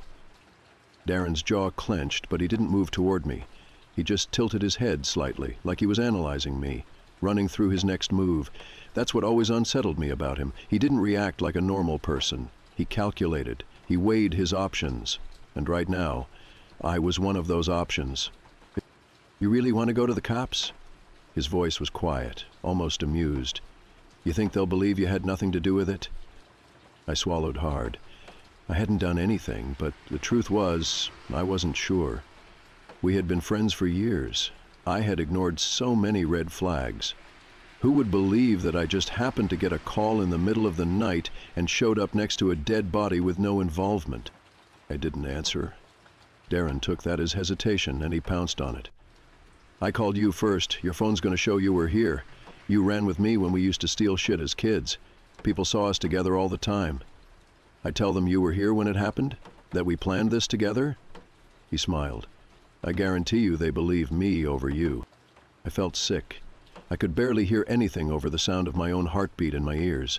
Darren had put me in checkmate before I even knew we were playing a game. I had two choices: help him or find a way out. I stood there, frozen, my mind racing in circles. I could feel the sweat building at the back of my neck, my hands clammy and shaking. Darren's words echoed in my head, and for a moment, I truly believed I had no choice. But then something clicked. A sudden, sharp clarity, like a light bulb flickering on in the dark. I did have a choice. I could walk away, I could run, I could scream, but I had to do something before this all spiraled further. I swallowed, took a deep breath, and said, "I'm leaving." Darren's eyes narrowed, and I saw something flicker in them. Anger, maybe even a flash of disbelief. He stepped closer to me, but I didn't back down. I met his gaze, and for the first time in years, I didn't flinch. "You think you're just going to walk away from this?" His voice was low, cold. "You're with me or you're against me. That's how this works." I shook my head, my mind racing to find a way out, a way to end this without being caught up in any more of his madness. My fingers fumbled in my pocket, reaching for my phone. The small, hidden device I had switched off earlier because I knew Darren was smart enough to check if I was recording. The minute I pulled it out, though, Darren's eyes locked on it. He lunged toward me, but I was already pressing the emergency 911 button, and before he could grab me, the call connected. "Help!" I shouted, my voice shaky. "I'm with someone. I'm in danger. Please, someone, help!" Darren froze. He didn't yell. He didn't run. He just stared, as if for the first time in his life something was out of his control. It didn't matter. The dispatcher had already heard enough. The sirens came within minutes. I don't know what happened to Darren after that. I was taken to the station where I gave my statement using a fake name for my own safety. The body in the woods was identified, and Darren was arrested hours later. There were no charges I could be tied to, no evidence that I had helped him. But I didn't trust the system. I couldn't. I packed up my things soon after and moved away. The memories of Darren, his calm smile, his twisted sense of control, still haunt me. Even now I keep my distance from people like him. Sometimes I wonder if he's still out there, but more than that, I wonder how many other people he's convinced to do his bidding. Because someone like Darren, he doesn't stop until he gets what he wants. I never considered myself a paranoid person. I was rational, logical, the kind of person who double-checked the locks at night but never dwelled on what might be lurking in the dark. That all changed when I moved into the apartment on Sycamore Street. I had found the listing online. A one-bedroom, third-floor unit in an old, pre-war building that had just the right amount of charm and history. It wasn't cheap, but it was in my budget, and after years of roommates and shared spaces, I was eager for solitude. The landlord, an older man with tired eyes and a cigarette-stained voice, handed me the keys without much conversation. "Quiet building," he muttered. "Good neighbors. Just keep to yourself." I should have known then. The first few nights were uneventful. The apartment was small but cozy, with high ceilings and creaky wooden floors that groaned under my steps. I spent my evenings unpacking, arranging furniture, and getting used to the rhythm of the place. Occasionally I'd hear muffled sounds from the units beside me, footsteps above, a door closing in the hallway, but nothing out of the ordinary. Then I started noticing things. At first they were small details, easy to dismiss. A kitchen cabinet I could have sworn I closed being slightly ajar in the morning, my keys not quite where I left them, the lingering scent of cigarette smoke despite no one in the building appearing to smoke. It unsettled me, but I convinced myself I was imagining things. After all, it was an old building. Things shifted. I was just adjusting. Then came the knocks. They started around midnight. Faint, rhythmic, always 3 soft taps against my front door. The first time, I hesitated before checking the peephole. The hallway was empty. No shadows under the door, no lingering presence. I chalked it up to pipes, the wind, anything but someone actually knocking. But it happened again, and again, and again. I started keeping my phone by my bed, half expecting to need it, but the knocking never escalated. Just those same steady 3 taps, like a question waiting for an answer. Then, one night, I woke up to something worse. It wasn't the knocking this time. It was a sound, the distinct, deliberate click of my front door unlocking. I shot up in bed, heart hammering. I was certain I had locked it. I always did.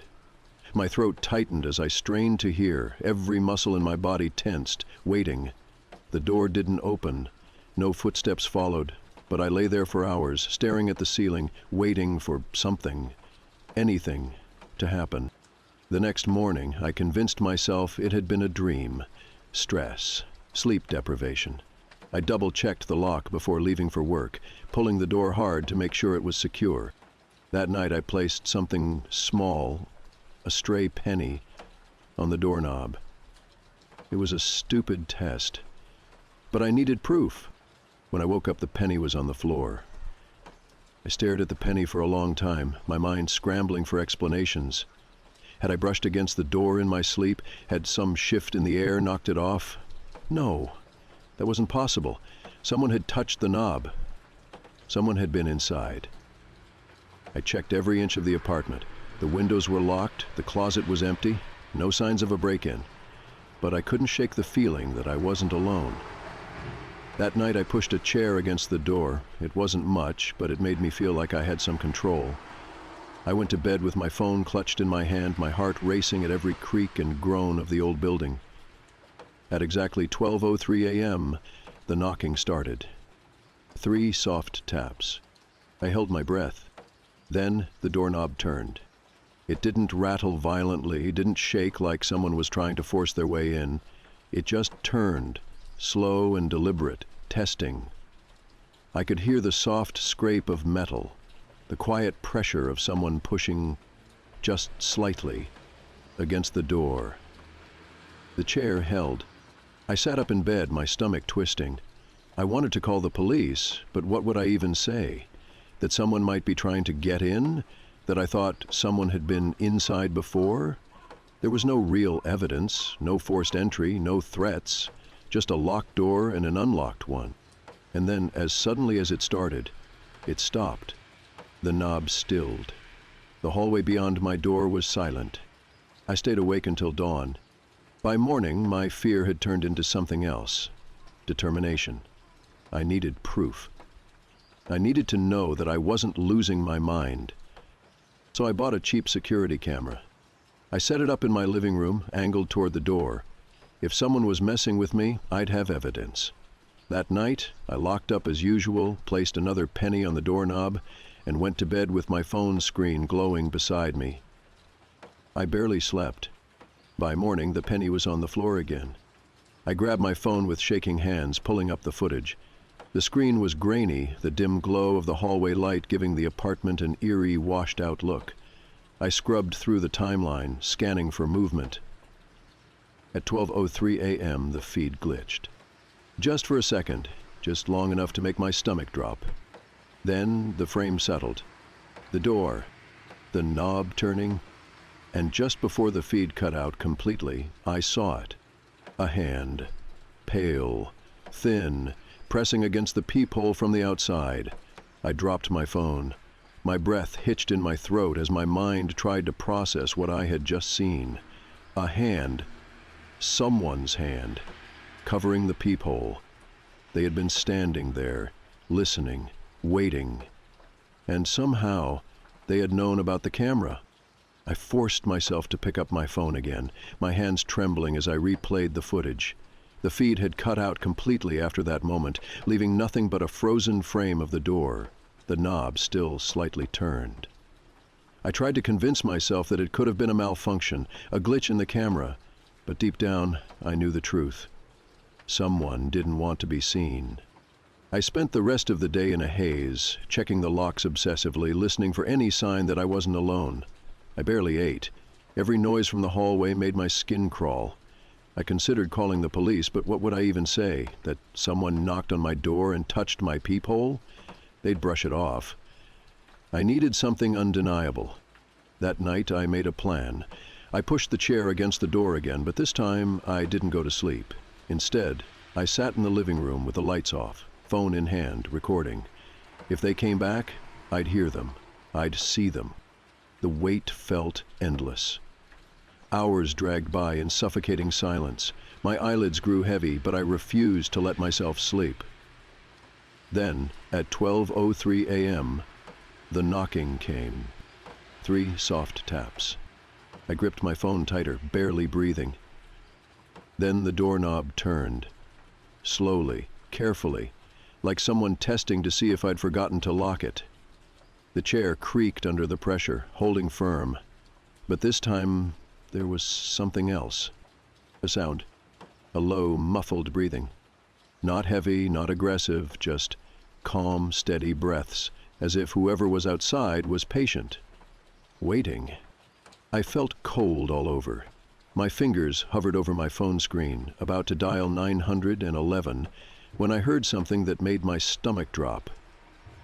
A whisper, right outside the door. "I see you." I didn't move. I didn't breathe. My body had gone rigid with pure terror. It wasn't loud, wasn't a threat, just a statement, quiet and sure, like they already knew how this would end. And then silence. No footsteps, no retreating sounds, just the overwhelming, paralyzing quiet of an empty hallway. I stayed like that until the first light of morning crept through my window, my body frozen in place, my mind racing. Whoever they weren't trying to break in. They were waiting for me to open the door. Morning didn't bring relief. If anything, the daylight only made things worse. There was no denying what had happened anymore. Someone had been outside my door, whispering, waiting. Someone knew I was there. I needed out. I packed a bag with essentials. Wallet, keys, phone, anything I could grab with shaking hands. I wasn't sure where I was going. Maybe a hotel, maybe a friend's place. I just knew I couldn't stay here another night. But before I left, I had to check something. I hesitated at the door, heart pounding, then crouched down and peered through the peephole. The hallway was empty, just the dim yellow glow of the overhead lights. But the air felt wrong, like something had just been there, standing close enough for me to feel its presence through the door. I reached for the knob, then stopped.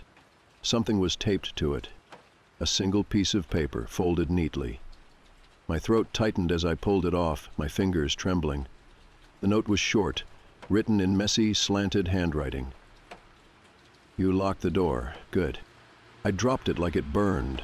My legs felt weak, my stomach twisted. The meaning was clear. They had tried to get in, and they had wanted me to know. I should have left then.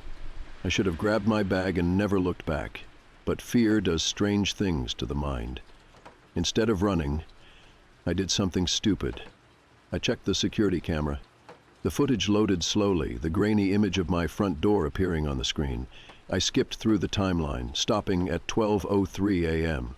My breath caught. At first, there was nothing. Then, movement. A shadow just at the edge of the frame. A figure, stepping forward. They were tall, unnervingly thin, wearing dark clothing that seemed to blend into the walls. But the worst part, the part that made my skin crawl, was their face, or rather, the lack of one. The person had something pulled over their head. A mask, maybe? A hood? There were no features, no eyes, just a smooth, blank surface, staring directly at the camera. Then, they raised a hand. Slowly, deliberately, they reached forward and covered the lens. The footage cut out. I shut off my phone and backed away from the door, my entire body screaming at me to go. Now. I didn't stop to grab anything else. I yanked open the door, half expecting someone to be standing there, but the hallway was empty. My legs felt unsteady as I forced myself to walk, not run, just walk, toward the stairwell. I was almost at the exit when I heard it. A door opening. Not mine. One further down the hall. I didn't look. I didn't turn around. I just ran. I didn't stop running until I was outside, gasping for air in the cold morning light. The streets were empty, the city still waking up, but my mind was racing. I needed to get somewhere safe. Somewhere with people. I ducked into a cafe a few blocks away, hands still shaking as I ordered a coffee just to have an excuse to sit. My phone buzzed in my pocket. I almost didn't want to look, but I did. A new notification from my security app. I hesitated before opening it, dread curling in my stomach. The camera had recorded one last clip before I left. I pressed play. The footage was short, only a few seconds, the hallway still and silent. Then the door at the end of the hall creaking open. A figure stepped out. Not a stranger, not someone masked or hooded. It was my neighbor. The quiet man who lived a few doors down, the one I had only seen in passing, the one who never spoke. He was still wearing the same dark clothes from the footage, but now, in the clarity of daylight, I could see his face. Expressionless, calm, like he hadn't just spent nights knocking, whispering, trying to get in. Then, just before the video ended, he turned to look directly at the camera. And he smiled. I left the city that day. I called my landlord, told him I was breaking my lease, and never set foot in that apartment again. I never went to the police. What would I even say? That my neighbor was standing in the hallway at night? That he smiled at a camera? There was no crime, no real evidence of anything, just a feeling. A deep, bone-chilling certainty that if I had opened my door that night, I wouldn't be here to tell the story. I don't know what he wanted. I don't want to know. But sometimes, late at night, I still wake up thinking I hear 3 soft knocks against my door. And I will never, never check to see who it is.